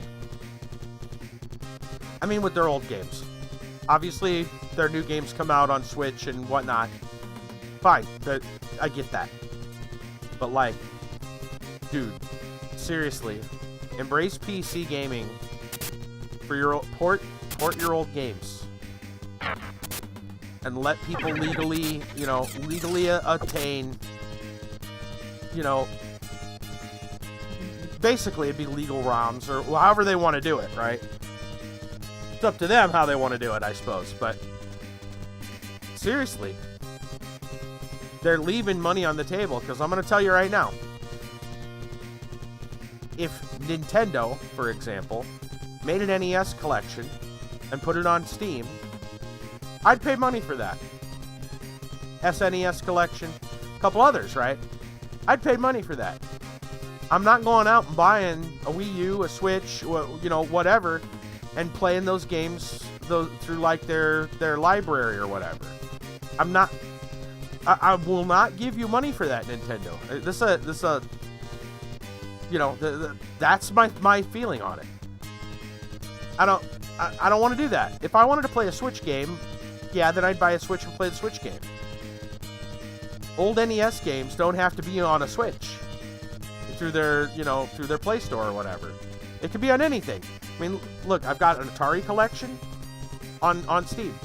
I've got a Sega Genesis collection on Steam, right? Granted, it's not nearly the entire library by any stretch of the imagination. You know, you're only going to get so much. A lot of licensed stuff, of course, didn't make it. And I get that, right? You're not gonna get Ninja Turtles or something like that, right? You're not gonna see the Batman games. Fine. But come on, man. You're telling me you can't port, you know, Super Mario All-Stars and Mario World and like Zeldas, right? Metroids, you're telling me you can't port that to PC? You can make money. Nintendo, you can make more money. Why would you? And it'd be so easy. It would be easy to do, to port it over. ROMs already exist, right? This is not new technology.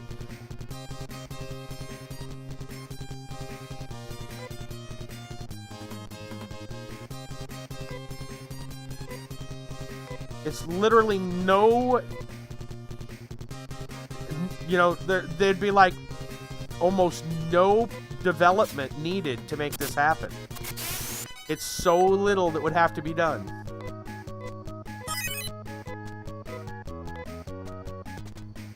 Yeah, Sega was real smart selling. Atari, again, Atari box sounds like an absolute joke. In fact, the games that they said comes with the Atari box is the same thing you can get on Steam. It's the Atari Vault collection. The exact same stuff. Which you can get for like $10 full price. I got mine for like $1.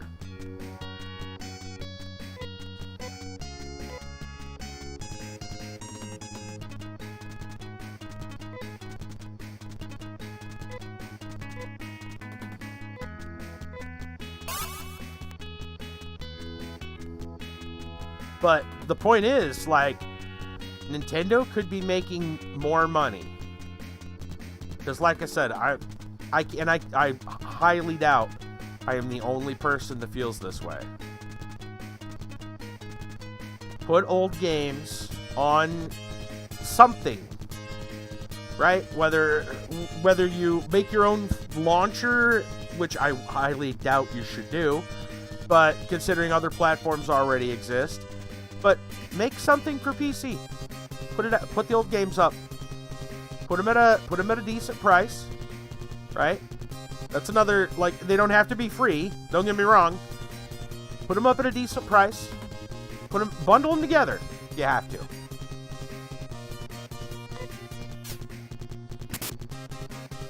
Why leave money on the table? This is the message. I want to give Nintendo money for old Nintendo games playable on the PC. Make it happen, Nintendo. Make it happen. Otherwise, you're not getting it the other way, which is, oh yeah, well, we have the Nintendo Play Store on the Switch or whatever. No, I'm not doing that. If I wanted to play Switch, I'd go buy a Switch. That doesn't mean you can't make money off your games that you already own just by porting them over.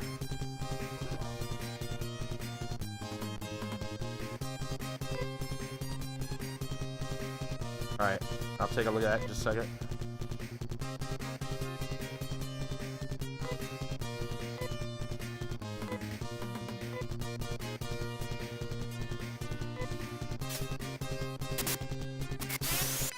Is it the meme of take my money? Probably it. Let's take a look. No, I rise. Oh, it's Cthulhu and Godzilla.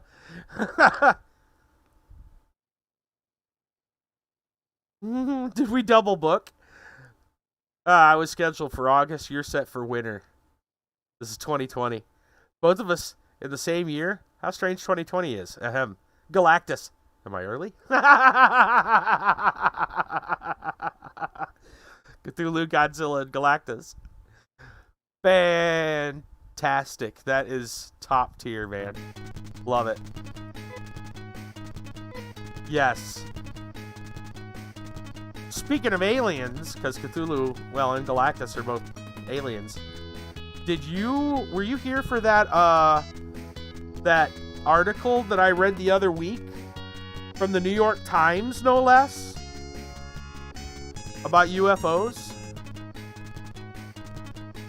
Were you? Okay. Yeah. How is that not getting, granted, this is an election year, and we're getting close to the election, and so there's lots of other things being covered. But yeah, we are being told. The New York Times put out an article for anyone who missed that.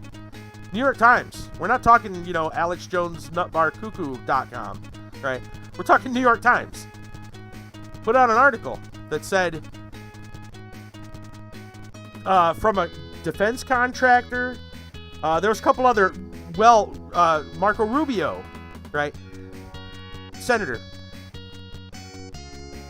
Names that are credible people are saying they have evidence of off-world vehicles. There we go.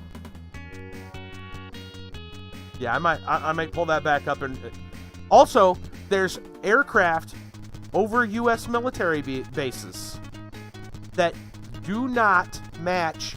They far surpass our abilities. Now, that aircraft may be Russian, Chinese, something else, but if it is, they have access to tech and abilities with their tech that we are sorely unequipped to handle. So it's either they have super tech or aliens. Add to that the other statement about the vehicle. UFOs, like alien UFOs, exist. As credited by people in the New York Times. Like, what? How is this not a story? How is the news passing this up? It's crazy. It's mind-boggling. Like, what? This should be the top news on everyone's radar right now. It's one of those, like, wow, that changes a lot of things of what we know. And now, not day-to-day life at the moment, but it definitely would change a lot. The ramifications of it mean a lot.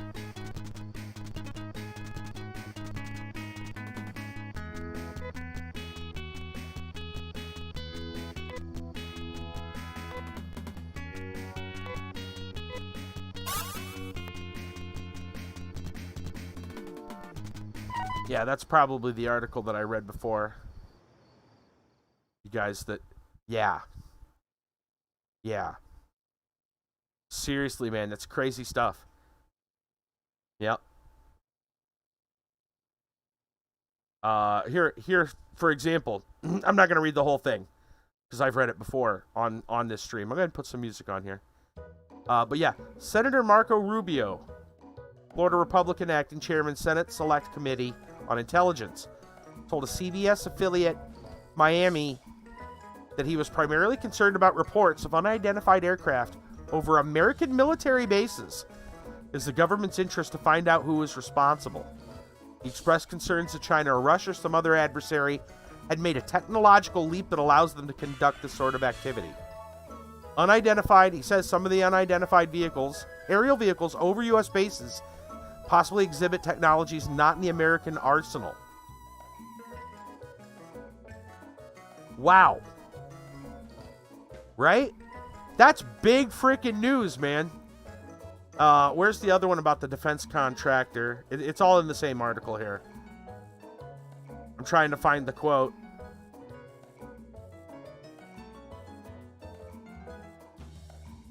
Here we go.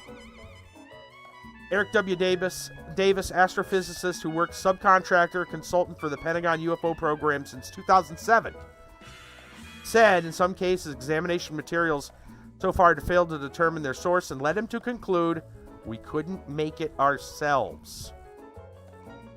Mr. Davis, who works for Aerospace Corporation, defense contractor, classified briefing to the Defense Department agency recently as March about retrievals from off-world vehicles not made on this earth.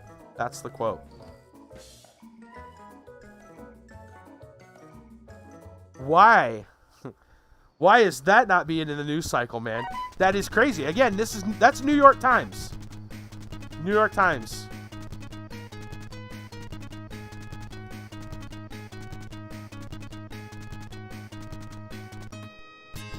Hardly anyone is talking about it.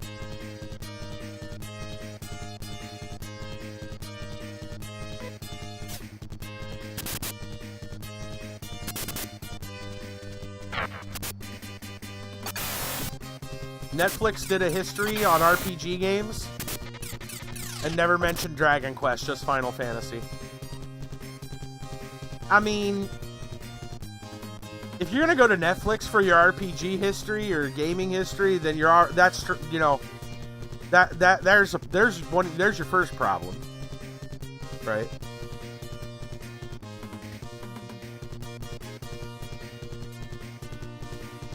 But seriously, like, man, feels bad.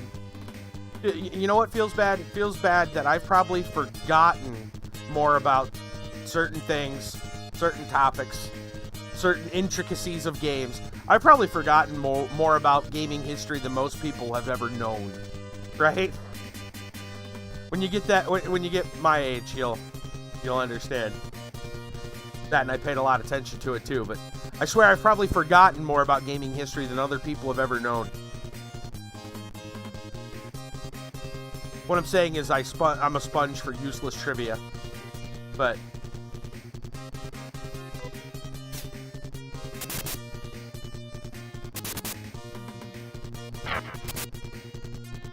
yeah, I'm not surprised that they forgot it.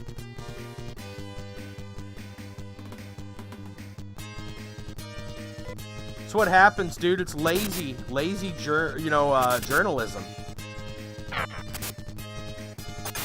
That's what you want to call it. Journalism. It's kind of a joke to call anything like, nowadays journalism's a joke anyway, for the most part. People say I sound like I'm 40 years old and from Germany. You do actually sound a lot more mature than your age would suggest. When you told me your age, I was like, really? Yeah. You are quite welcome, because that is a compliment.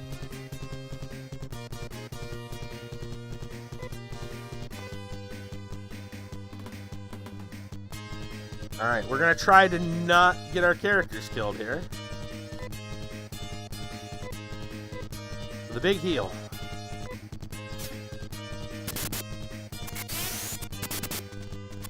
Oh, and of course, then the dragons die. They died from embarrassment.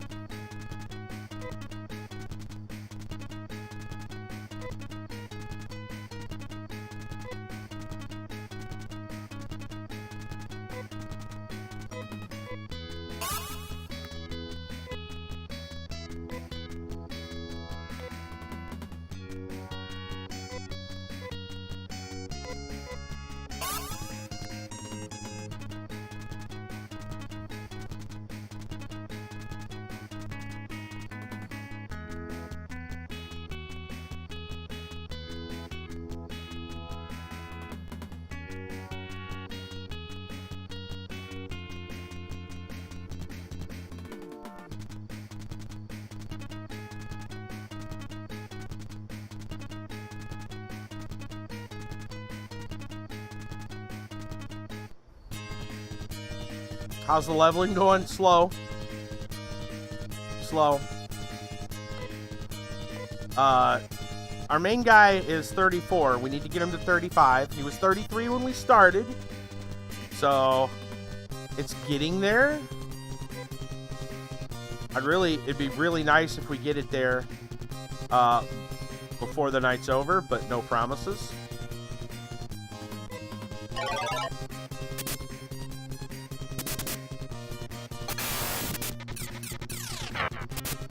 I don't really have time to stick around after the stream anyway. I got to get games situated for tomorrow night. Thursdays are always crunch time. Gotta find something for tomorrow. Epic looks like it's got a couple of games already up, so maybe something there. I can't play Whispering Willows is free right now, but I already beat that game on stream, so... And I think I picked it up for free a couple years ago. Maybe I got it as a giveaway. Like, not the same as free, so to speak, but like a gift or something.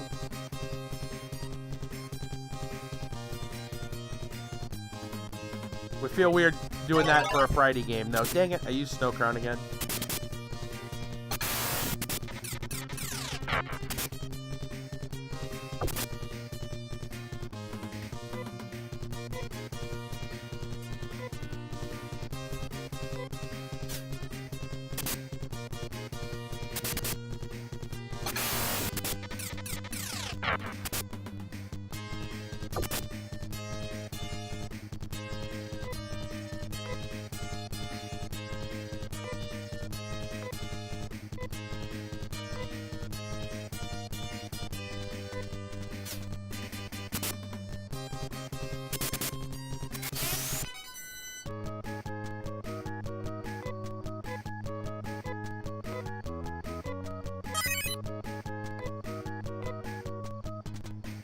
That's not the guy we needed at the level, but I'll take it.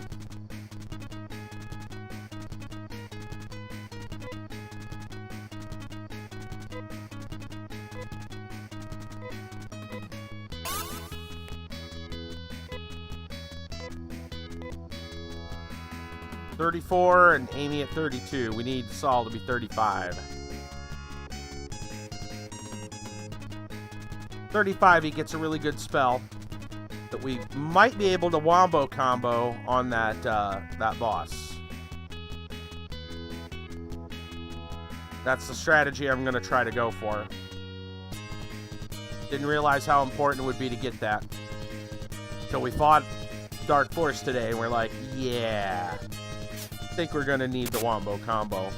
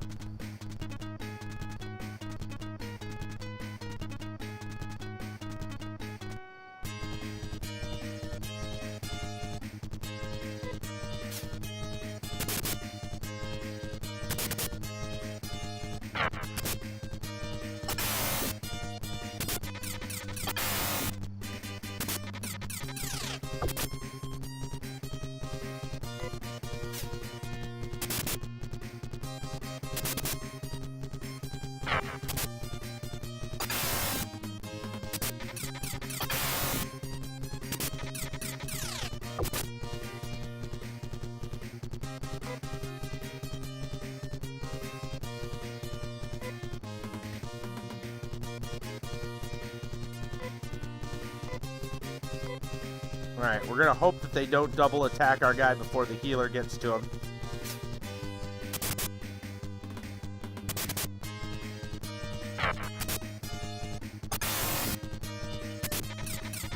You bastards!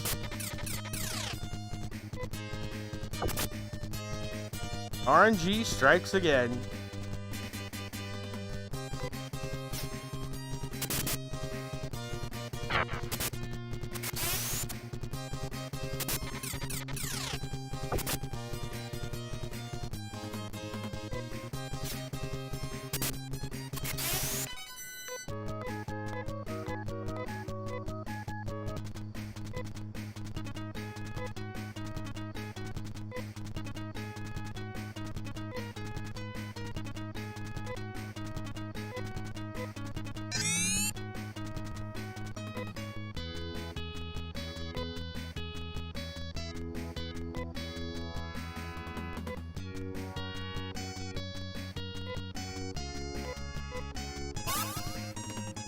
Enough for one more heal.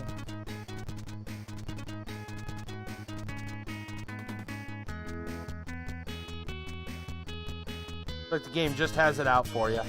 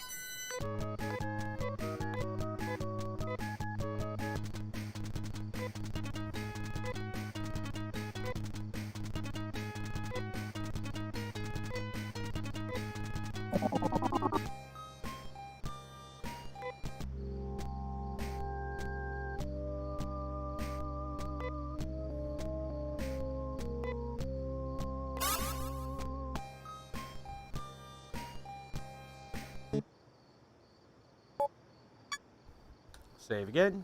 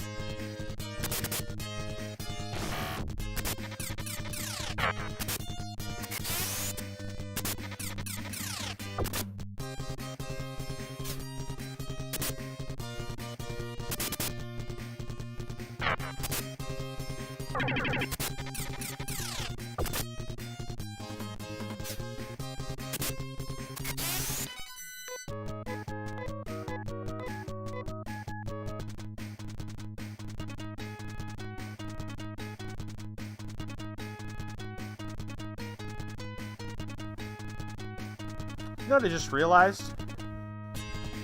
The color scheme of this ship is pretty much the same as the end in Minecraft. Did you notice that?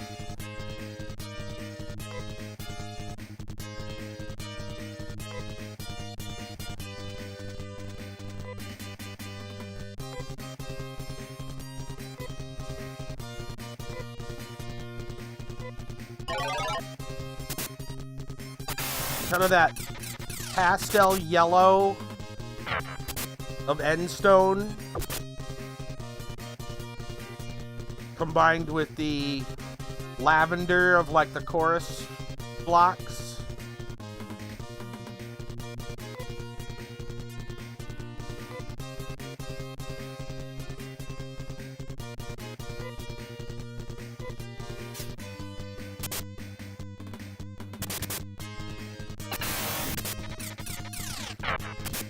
Sorry, purple blocks, I guess is what they call them. Right? Is that what they call them?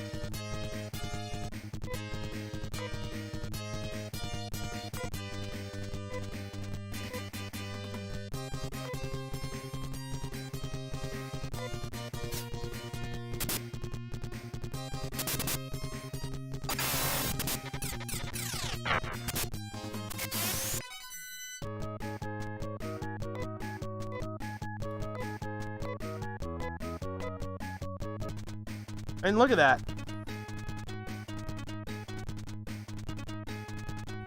You could rebuild this map in Minecraft. Pretty much be spot on.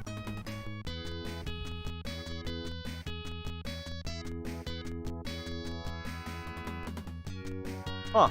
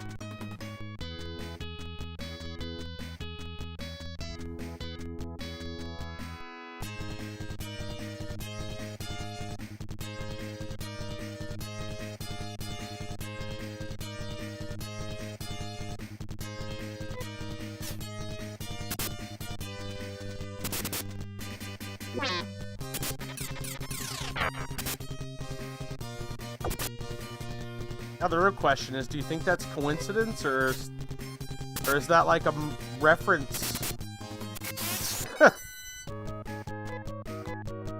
I imagine it's a subconscious decision.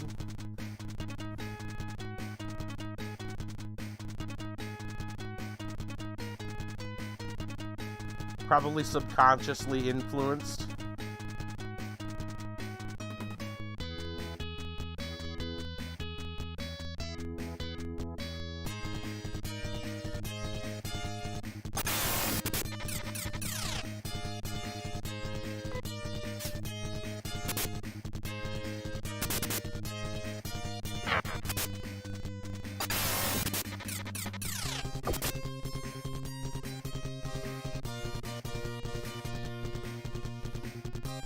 I just think it's kind of funny.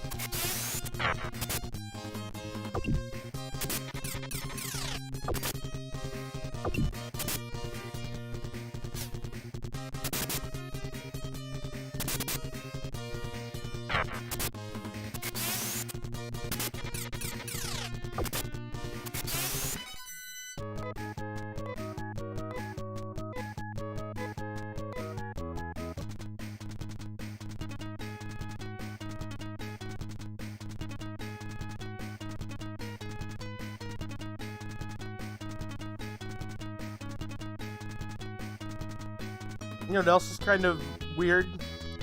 That glitch that we had earlier it seems to be only in that one particular portion. Because how many times, I say that because, how many times have we gone back to that guy and healed and then, had him send us to the ship?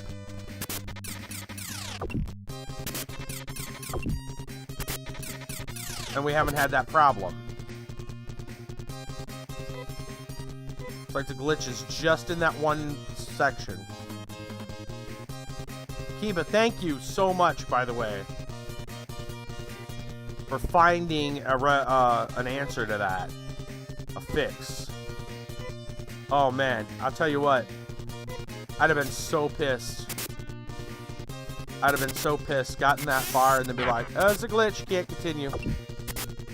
What? Oh, I'd have been so mad.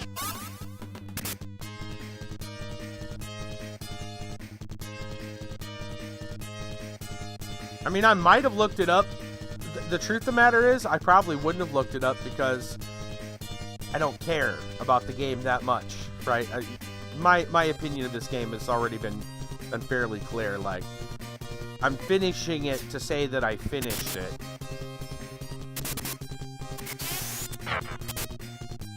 My expectations are not high that the ending is going to knock my socks off or anything like that.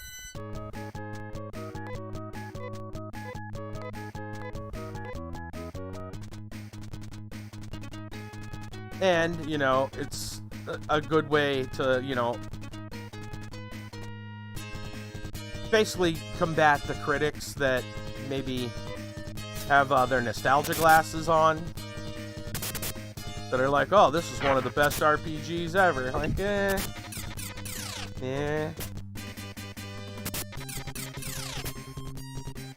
They can't come back with you on that argument of like, well, you didn't play it all the way through. Like, no. You did. Right.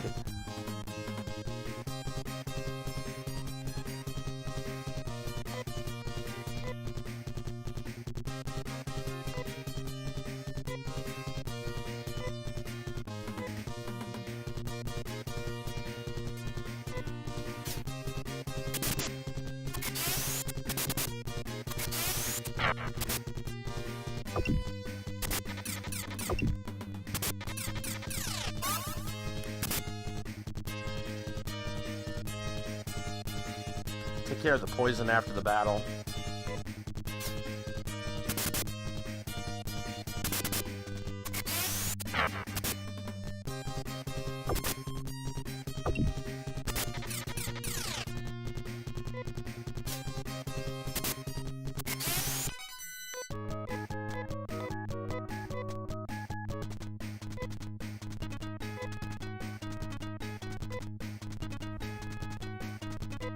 Actually, does he have anti? No.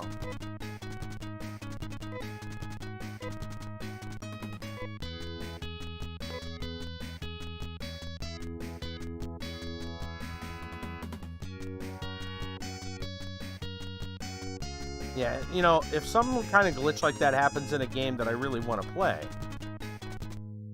yeah, I would definitely look it up and find a way to fix it. Not so much in a game that you're like, eh.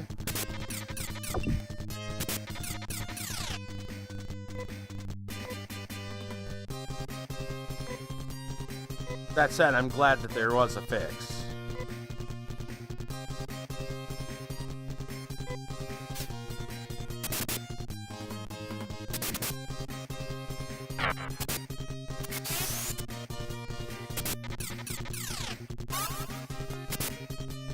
No game is perfect. I mean, one of my favorite games has game-breaking glitch as well. I want to be upfront about that. If there's any takeaway from the conversation tonight is that no game, even your favorite game, no game is perfect. Doom, I guess, comes pretty close, technically speaking, I guess. As far as, like, how well it was coded, I guess Doom is about as close as you get, to a perfect game, from what I understand. But that said, that's not my favorite game. That's not what I'm, you know.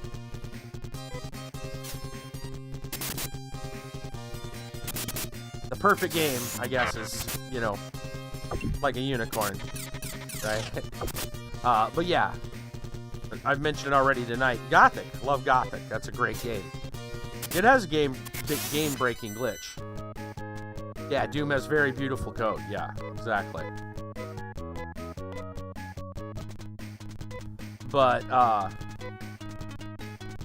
already showed that even on stream when I played Gothic on stream. That was, what, 2 years ago now? Something like that, a while back.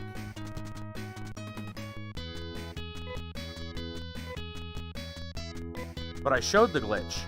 I was actually surprised that the glitch didn't happen, because it can happen multiple times. The glitch is, if anyone's interested, it has something to do with sound file and orc weapons. And the glitch takes place when their people have orc weapons in their inventory. And by people, I mean any character whatsoever. So you, as the player, orcs, who obviously have orc weapons because they're orcs, right? And NPCs that you have sold orc weapons to or somehow have collected orc weapons. So, and it seems like it's a bug that never, ever fully got patched. And it's really weird because, oh, we got it. He got it. He got his level 35 new technique. We did it. Save now. Save. Actually, yeah. Save. Got it.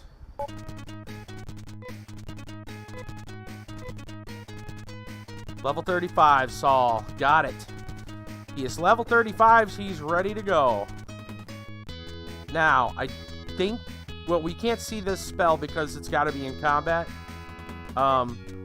Real quick, since we've already saved, I'll get into combat and I'll show you. Well, I'll show you what the spell is. I'm not gonna worry about how it functions at the moment. Well, I might do it, so you guys can see how it works. This is a good enemy to do it against. All right, so my strategy. And and he casts, I don't know how much it costs to cast it, doesn't really matter at this point. The last spell on the list, Magid. What this does is it basically adds up all the health of all your people. It does half the damage, right, to them. So it basically cuts all your health except for him, the caster. Cuts the rest of your party's health in half. That amount is then transferred as an attack spell to the target for that much damage. Leaving your other, so it's damage to your own party, but big damage to the target. The wombo combo comes when you go Magid, then you combo it with the healer, who casts Nasar, which is full party heal. So you blast the opponent with damage, and then the healer goes, everyone's back to full. We'll show you.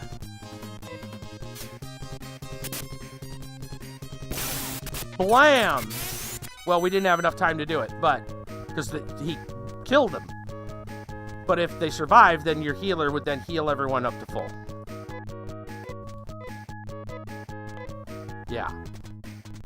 Yeah, it's a huge burst. And just so you guys know, so here's Nasar. She casts it. Everybody's wounds to full. Costs a lot. Not tonight. No, it's already passed. I don't think we're gonna... I don't have time. I don't have time to stay up. I got stuff to do. I got to get ready for Friday. So no, the boss will have to wait. Blame the creators of the game for making us grind just to get the damn spell. Yep. Don't hate the player, hate the game. Or the developers of the game. What we're going to do is we're going to teleport back. The good news is we got to that spot. We're going to go here. We're going to go ahead and heal.